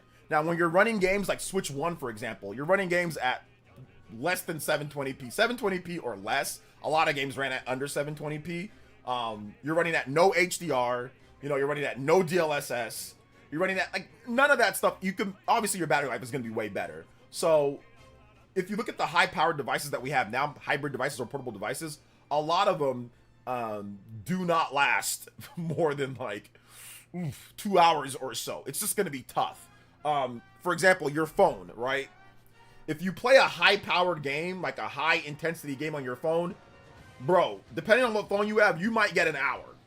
You might get it. That thing cooks your battery. So that's the problem that we're dealing with right now, is that the battery and the quality of the game far supersedes the battery that is available. I think they tried their best with the best battery that they could, but I feel you on that one. The battery life is definitely nowhere near as good as like a Switch OLED, you know? So yeah. Justin with the $3 says, also Nintendo fixed Pikmin 3. Also, Nintendo fixed Pikmin 3 and Animal Crossing on Switch 2. Good. I'm glad that they're continuing to fix the backwards compatibility. I'm glad that they're continuing to do that. Let's go. Yeah, we just need better battery tech, but I don't know. Better battery tech is going to make the system bigger, right? Or maybe if you can make a compact battery, then that generates more heat. So it's like we're caught in a little bit of a no man's land where, sure, better battery, bigger device. Okay, smaller battery, better tech, more heat, potentially. Could blow up in your hands. Maybe you just don't get the amount of draw from the battery. So it's I'm pretty sure Nintendo put a bazillion hours into just figuring out what we're going to do with battery. But the problem is that the games are just so high powered now. Like, if you want console quality games, think about how many watts you got to push to run Cyberpunk on a PS4. or to run Cyberpunk on your PC, or to run Cyberpunk on a console, right? It pushes a crazy amount of watts. So the wattage draw that you have per battery and trying to get that to play, it's a very difficult and hard balance for a high-powered device. Now, obviously, if you're talking about like a DS or a PSP or a PS Vita or you know, a Switch 1, that's a little bit easier. But even Switch 1 was a little bit difficult, right? Even for games the quality of Switch 1, right? That was like, okay, maybe you're gonna get about 3 hours of battery for a really like a AAA game. So even that was like, ooh, it's getting kind of sketchy, right? Getting a little sketchy compared to DS. I mean, you can play Pokemon for how long on the like you can play the AAA games on like the DS1 or even the 3DS. How long could you play? Well, even the 3DS battery was getting cooked. If you turn on the 3D, on the 3DS, that thing would cook your battery. But they ended up making it better. But you can probably play a AAA 3DS game for what, 5-6 hours for 3DS games. Let me double check. 3DS battery, or new Nintendo 3DS battery life. New Nintendo 3DS battery. I think it was about 5 hours, 5-6 hours, 3 to 5 hours. Oh, it's Nintendo DS. What about new Nintendo 3DS battery? It says 3 to 5 hours, but I don't know about new Nintendo 3DS. Okay, here we go. We got a chart. Nintendo put up a nice handy chart for us. Let's go. So here's the support. So the 3DS, 3 to 5 hours. The DS using 5 to 8 hours. The 3DS XL, 3.5 to 5.5 hours. The 2DS, 3.5 to 5.5 hours. The new Nintendo 3DS, 3.5 to 6 hours. The new Nintendo 3DS XL, 3.5 hours to 7 hours. The new Nintendo 2DS XL, 3.5 to 6.5. So it's just essentially, if you're playing the biggest and baddest 3DS games, the most graphics intensive, communication features, like Kid Icarus Uprising, a game like that, for example, or like Mario 3D Land, or like Mario Kart. Those are like the most intense games on the system, or some of the most intense games on the system. You're gonna probably get about 3.5 hours, maybe around that. So we even started seeing batteries getting cooked in SD. You know, like with this, the 3DS's resolution is SD. It's freaking like 240p or something like that, right? Or something. It's something really low. So even then, it was like, okay, the battery life was not necessarily incredible, you know. But it's 3 to 5 hours. So sometimes you would get this top. I had this right here, 7 hours, and there was definitely some big AAA games, or like 3DS, saying 3DS and AAA doesn't even really make too much sense, but there was some big games that lasted more than 3.5 hours for me. I think I played like the golf game. Was it Mario Golf? I played some of those for like 4 or 5 hours. So I don't think it was all just 3.5 on the low end, you know? So yeah. I heard some say that battery life with handheld portable tech is still not quite there yet. That's why we don't have the best battery. Yeah, it's not quite there yet. It's not quite there. I agree. Like, that's the one knock that well, there's more than one knock, but that's the one thing in my review of the Switch 2. I said a very similar thing. Like, the battery life's not good enough. I did say that as well in my review. Was the Belkin battery case RGT shells for is cool. Yeah, that can help out. I might need to pick up that too, man. I need to pick up one of those. Let's see, hot take, but I don't think the battery life is terrible considering the size and wattage draw. It's definitely a hassle, not as good as the OLED, but the compromise is best case. Well, that's not a hot take. That's a logical take.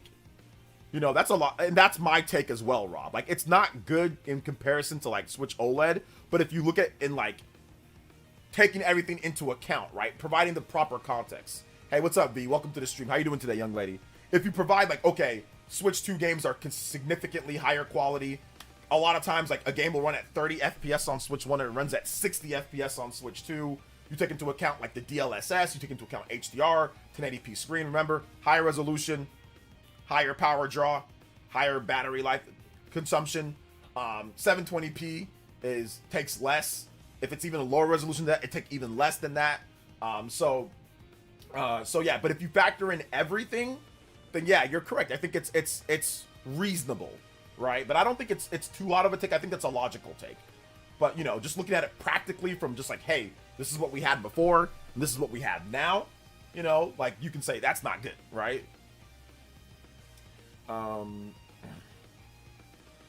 So yeah. I think the biggest thing for me is how thin it is. It is very thin. It still has the same thin profile as the Switch 1. Definitely had to recalibrate my battery though. Played 1% battery life for 45 minutes. Yeah. You have to. Most people. The reason why you have to recalibrate your battery. So for those who are just getting your Switch 2, your battery, if it's draining super fast in docked or in in sleep mode, your battery needs a wake up call. And if you're playing, like if it's displaying incorrectly, you need to do two things. So let me tell you guys how to do it. So what you do if you want to train your battery back up, I actually have to do this about 3 to 4 times for it to work. Because it's a lithium battery, so it's been sitting in a warehouse for 10 years, right? So what you got to do, shout out to Nintendo Prime, he talked about this. You've got to play it handheld mode and play it all the way through till it knocks out, till it goes to sleep mode. Okay? Turn it off, right? Turn it off, charge it. Don't turn it back on. Play it again. Once it's at 100%, play it again. Drain it all the way. And then charge it up. And then your battery should be trained back up. And that should get you the proper time. Now, if it's still displaying incorrectly, what you got to do is you got to press the plus and the minus, the volume buttons. When it's off, hold that down. Press the power button. That'll go into the reboot menu. Don't press anything from there. Just turn it back off after that. It'll be like a white screen. It'll say, hey, you want to reboot factory reset? Just turn it back off. That will fix your battery display being incorrect. So those are the two things that you can do if there's an issue with your battery. The problem is that they've been sitting in a warehouse because Nintendo's trying to have a lot of stock. So with certain lithium batteries, if they just sit there and do nothing, they're kind of like out of whack. You know, they're not primed, like ready to go. You know, so you have to just kind of get it back. Kind of like train it back into shape, you know? Like you got to kind of just train it a little bit. That's the reason why there's some battery issues, because usually devices don't sit in a warehouse for a year or whatever, but Nintendo's been stockpiling them because of the tariff situation and because they wanted to have enough for launch. So they've been trying to provide enough supply, you know? So that's what happened there. Yeah, obviously it wasn't 10 years, but you guys know what I'm talking about, right?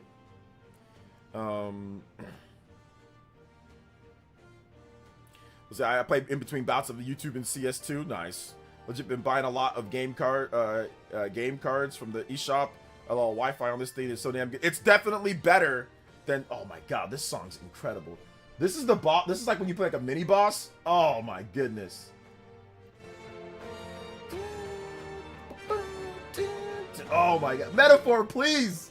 I'm begging Atlas. Man, I need me some more Metaphor, man. I need me some more Metaphor. I don't want to replay it on PS5 either, because I know as soon as I decide to replay it on PS5, they're gonna be like, all right, Switch 2 version announced at a direct, and that's what they're gonna do. That would be my luck. I'm like, okay, let me replay it. Let me do some different things. Let me play New Game Plus, and then as soon as I do that, they're gonna freaking make a Switch 2 version. So I ain't falling for it, Atlas. I ain't falling for it. There's gonna be a Royal version. I ain't falling for it. The port with the $2 dono says, thin or not, let's be positive about Switch 2. I know, seriously. Shout outs to Metaphor, man. That game is goated. Claire Obscura Expedition 33, goated on PS5 Pro. Metaphor ReFantazio, goated on PS5 Pro. SMT5 Vengeance, goated on PS5. I played it on PS5. I didn't have a PS5 Pro at the time, but goated on PS5. All those games, goated. 100%. 100% goated. Platinum and a half, let's go. Combo break. Switch 1 is the awkward teenager, but Switch 2 is the grown and sexy 21-year-old. You know what I actually went a little bit. That's a good analogy, right? Swirl. But my analogy was Switch 2 is the Charizard. Switch 1 is a Charmeleon. It's like, it's kind of there, but kind of goofy. Like, where's your wings at, son?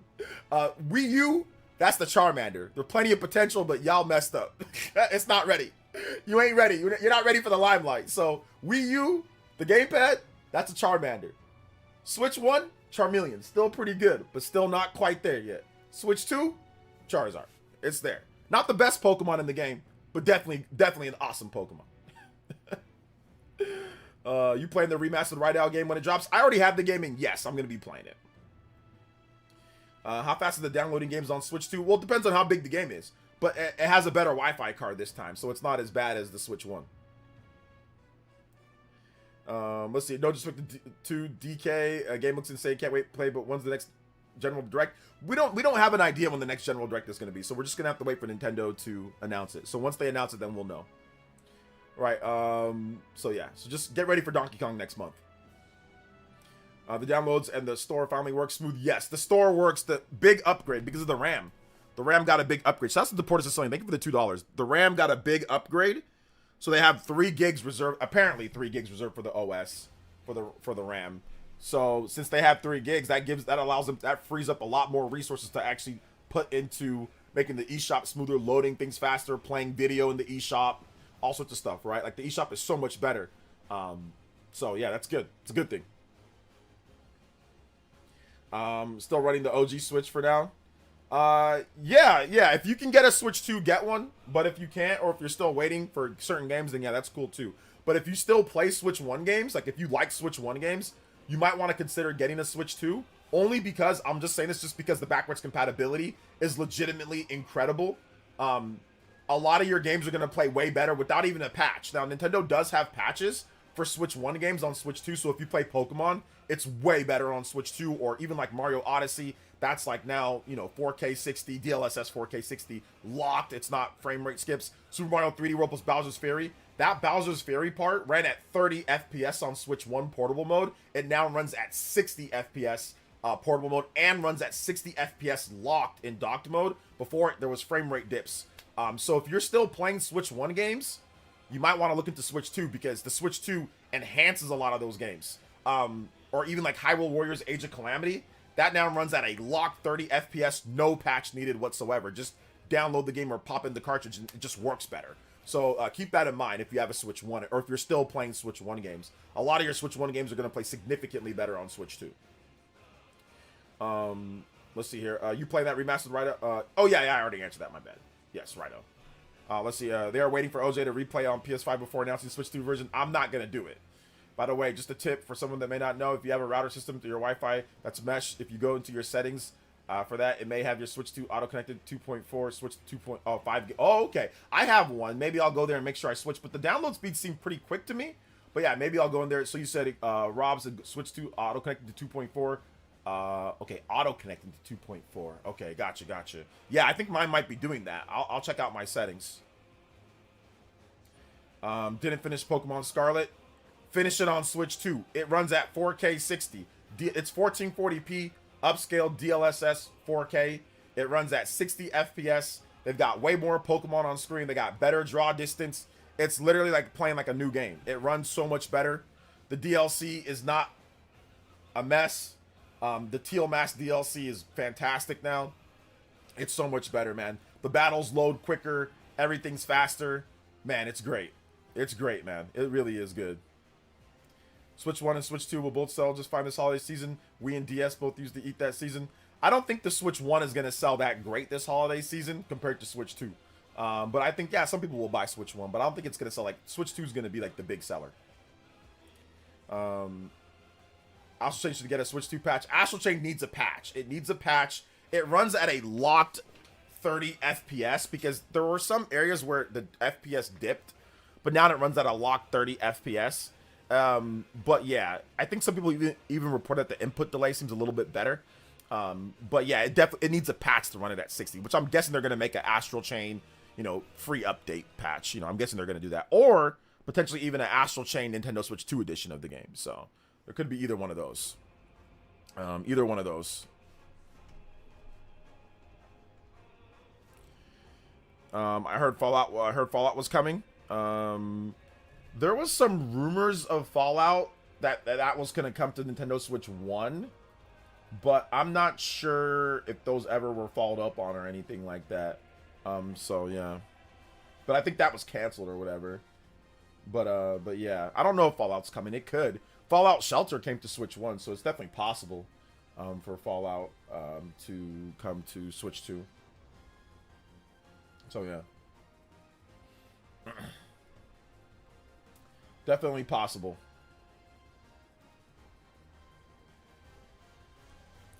Fingers crossed Xenoblade Series gets an update treatment. Xenoblade will get an update treatment. I think it will.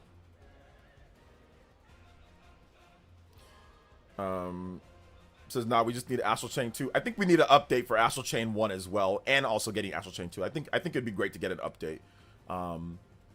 Getting both would be good. It's not like Astral Chain 1 sold like a bazillion copies, so they might want to do a Nintendo Switch 2 edition of the game, and then do like Astral Chain 2 if there's more interest in the game from there. I've been impressed with backwards compatibility. Did some research with the other two, and it seems Switch 2 has arguably the fastest, biggest library backwards compatible support without last gen chip being involved. Yeah.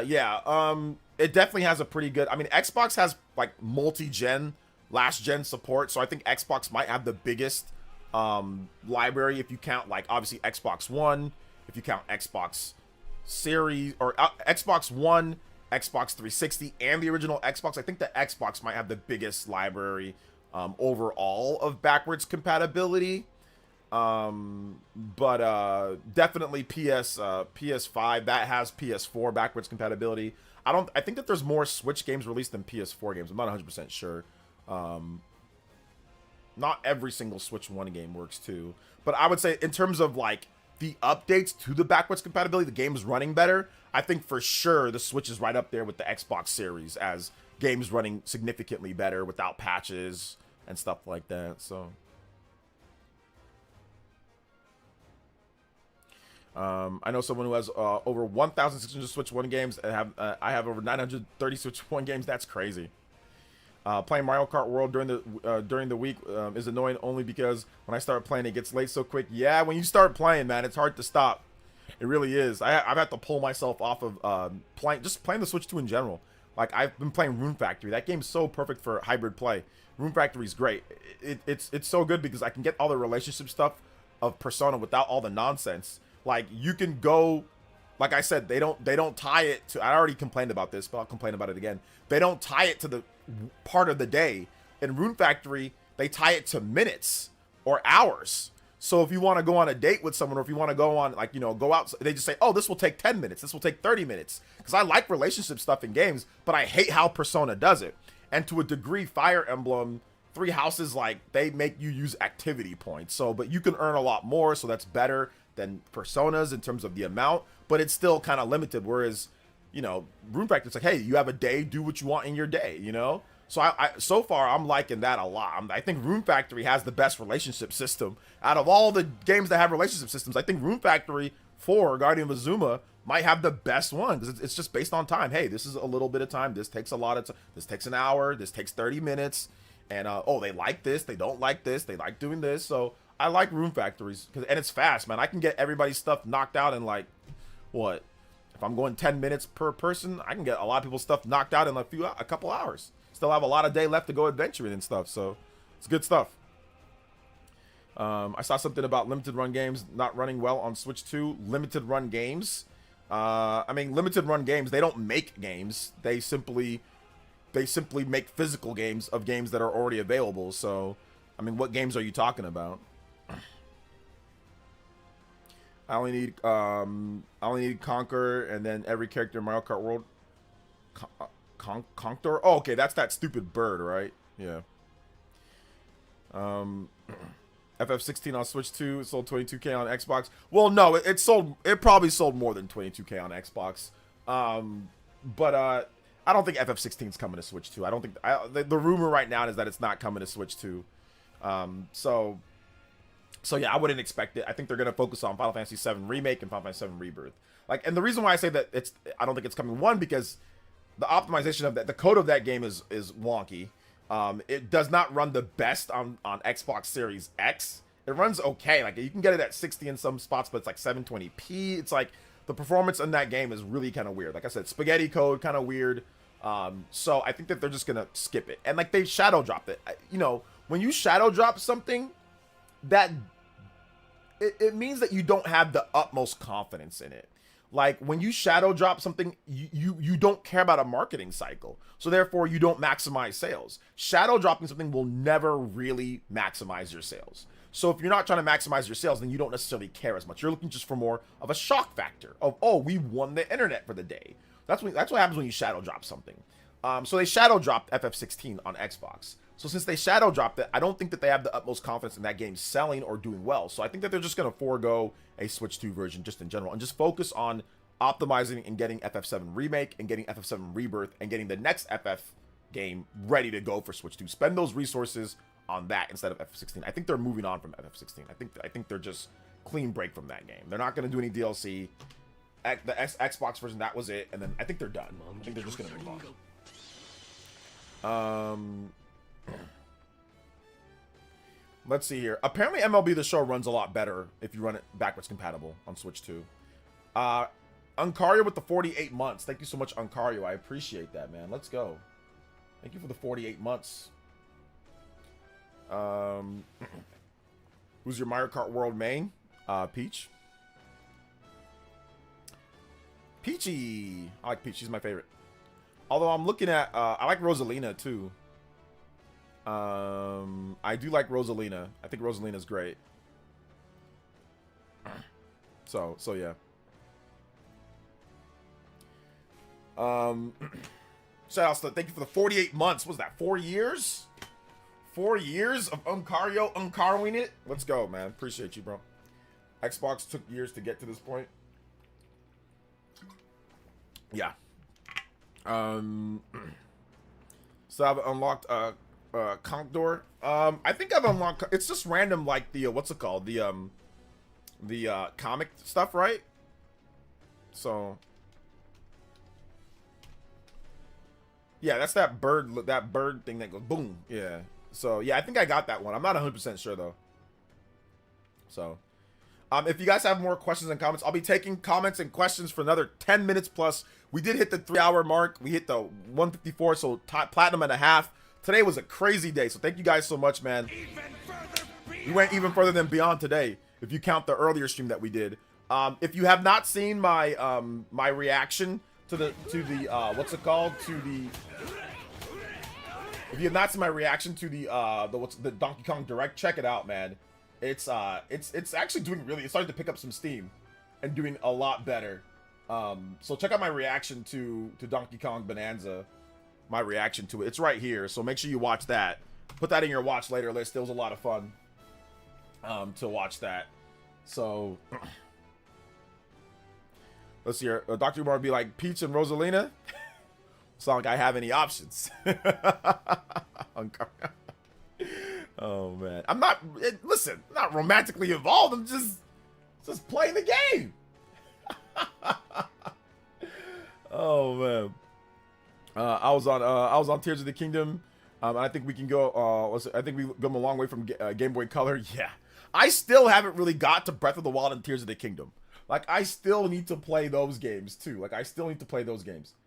Hey, Jeff Grubb, I gotta talk to Jeff Grubb. Hey, Jeff Grubb, what was all this about, Jeff Grubb?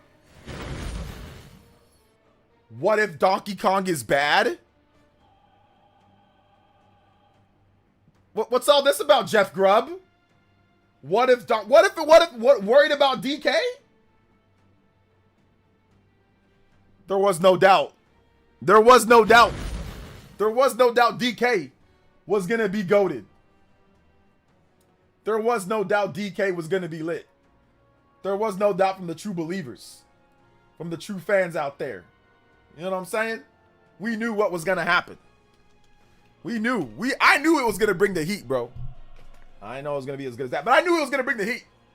I knew it was gonna bring the heat. So yeah, Pikmin 3 Deluxe update out now. Patch notes. Let's go. Nintendo fixing up those games that aren't working quite as good. And so they firing on all cylinders right now, man. Fixed an issue that occurs when playing Switch 2, where the entire screen will briefly turn off and on several scenes of the game, such as the beginning and end of the day. Several adjustments have been made to improve gameplay on Switch 2. Nintendo also confirmed that it'll be releasing an update for the game's demo to address similar issues. However, it's going to be live in the future. Animal Crossing New Horizons also has been given a new update, and it comes with its own Nintendo Switch 2 fix. So yeah, Animal Crossing New Horizons. Fixed an issue where the game could not progress while attempting to change the door decoration variation while suggesting a resident's home exterior to Tom Nook at Resident Services. Fixed an issue where newly crafted fencing would not be added to the player's inventory if a remade version of the same fence was already in their pocket. Other adjustments and corrections were made to improve the gameplay experience. I'll be honest, man, I don't think I have any interest in playing Animal Crossing anymore after finally getting into Rune Factory. Rune Factory, now you can't do interior decoration with Rune Factory, but you can do farming, which Animal Crossing has a little bit of farming, and you can do exterior decoration. And like, Rune Factory gives you that decoration itch, which I don't have a decoration itch. I'm still gonna play the next Animal Crossing game, don't get me wrong, but Rune Factory is kind of giving me everything. I don't think I'm gonna go back and try this out because Rune Factory gives me what I want in that. Plus, it has incredible combat. It has like a progression, like with the story and like the gameplay and combat stuff. So I don't think I even need to play Animal Crossing right now until the new one comes out. You know. Yeah, the direct moved some mountains, man. It moved some mountains. It moved a lot of people. But you know, that was not the believers, like the true Donkey Kong fans that have been playing Donkey Kong. We knew what was about, man. Nintendo was gonna treat this franchise with the utmost care. We knew what it was about.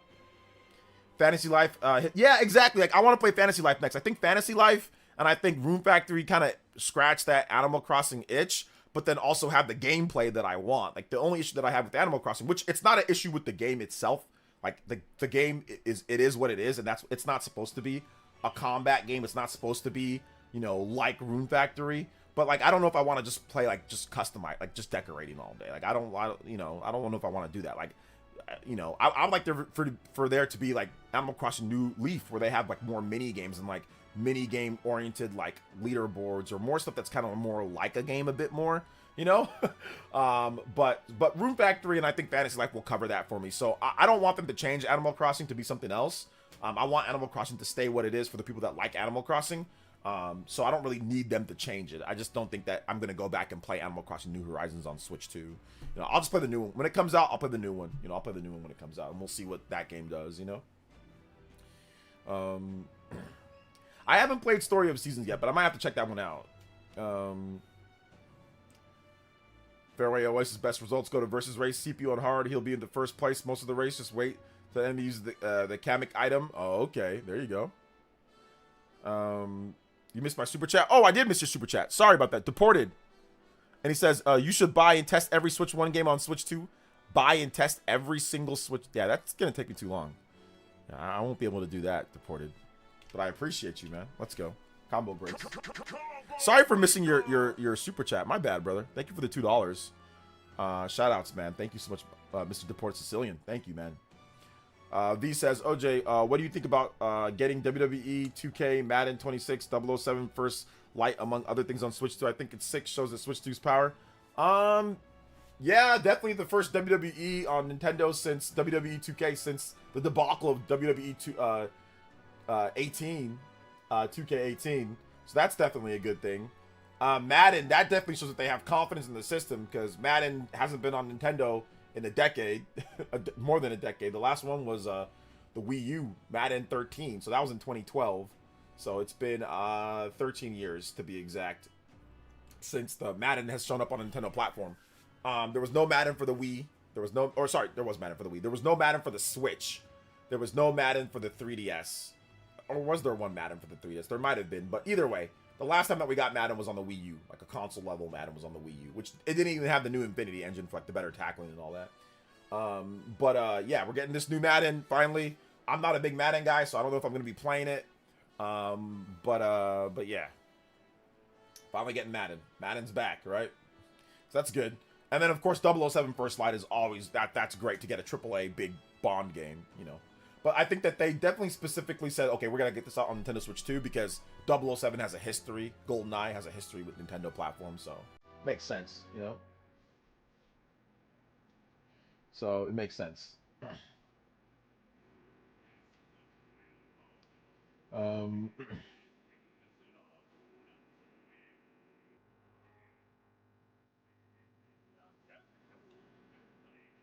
Let's see here. They should add Zelda and Aegis to Mario Kart World because why not? I think Pyro would look really goofy in Mario Kart World, but then again, Link looked really goofy and people like that too. So yeah, that'd be cool though. Yeah, college game. I don't think the college game is coming to Switch 2 this year, so maybe next year for college football. Maybe next year.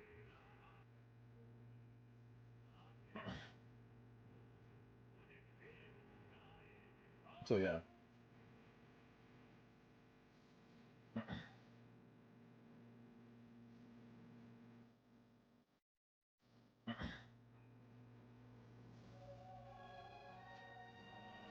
Let's see here. I was shocked with 007. I wasn't too shocked with 007, but it was definitely cool to see that for sure. You know, they add character skins to Mario Kart to coincide with the Ghost games release. Yeah, that'd be a good way to get interest.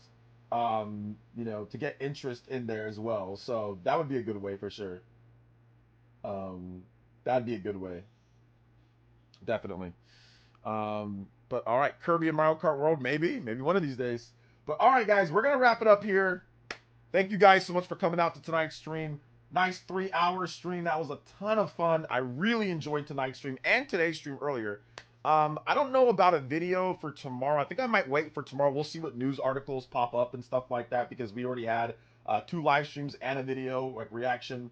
So we'll probably just wait for tomorrow. Maybe we'll talk about Donkey Kong and we'll talk about some other things. So it should be fun. So I'll have a video for you guys tomorrow morning at some point or tomorrow afternoon, depending on where you live in the world. But seriously, thank you guys so much for coming out to tonight's stream, man. Check out my most recent video where I did talk about Donkey Kong. If you've already seen my reaction to Donkey Kong, check out my news video that I did. Because I did a pretty big news video that people maybe missed. So NSO bans, MIG switch stuff. There's a lot of content in there. So check that out if you haven't seen it. So I'm going to link both of those for you guys, okay? We also had a Fire Emblem video that started blowing up a little bit. Over 10,000 or 10K views for the Fire Emblem video. So check that video out as well. We have Castlevania news that popped recently. Potential new big AAA Castlevania game that Konami's going to be announcing. So if you haven't checked out the Player Essence channel for your gaming news, please do so. Because we have new videos up all the time. All you got to do is head over to the main page here and go to videos. And all you got to do is just look through. If you just go to videos, they're all going to be there. Reactions, everything's all there, nice thumbnails and everything. Here's my review of the Nintendo Switch 2. So if you haven't got a Switch 2 yet, if you want to get an honest, good review of pretty much everything top to bottom of the Switch 2, check out this video right here. But we got updates, we got news, we got everything that you need all right here. Great videos all lined up and all timestamped too, by the way, for the most part. They're all timestamped so you can kind of look through and see what, news you want to watch. So it's all timestamped. If you go to the homepage, always our live streams are always at the top. Also, if you've missed certain videos, like let's say you don't know what videos you've watched or not, the For You section will probably give you those videos that you missed, the For You section. Even stuff like you want to watch old streams, they're there too. So all the latest uploads, Switch 2 content and news, my live replays are all here. Buy Now Before Rare series. My top 25 best games series, which we're going to start doing new ones on Switch 2 games once we start rolling on that. So yeah, everything's all here. So, all right, guys, thank you so much for coming out to tonight's stream. Thank you guys for being awesome. Love you guys so much. Metaphor music was great. And we will see you guys for tomorrow. We're going to stream tomorrow. Hopefully, Rido. Hopefully, I can play Rido and other stuff. So, all right, guys. Peace out. Team Pauline. Oh, they got to add Team Pauline. Yeah, we need Team Pauline in Mario Kart World. All right, guys. Peace out. Love y'all. Thank you guys. Oh, big love, Justin. Thank you, big love for the support today, man.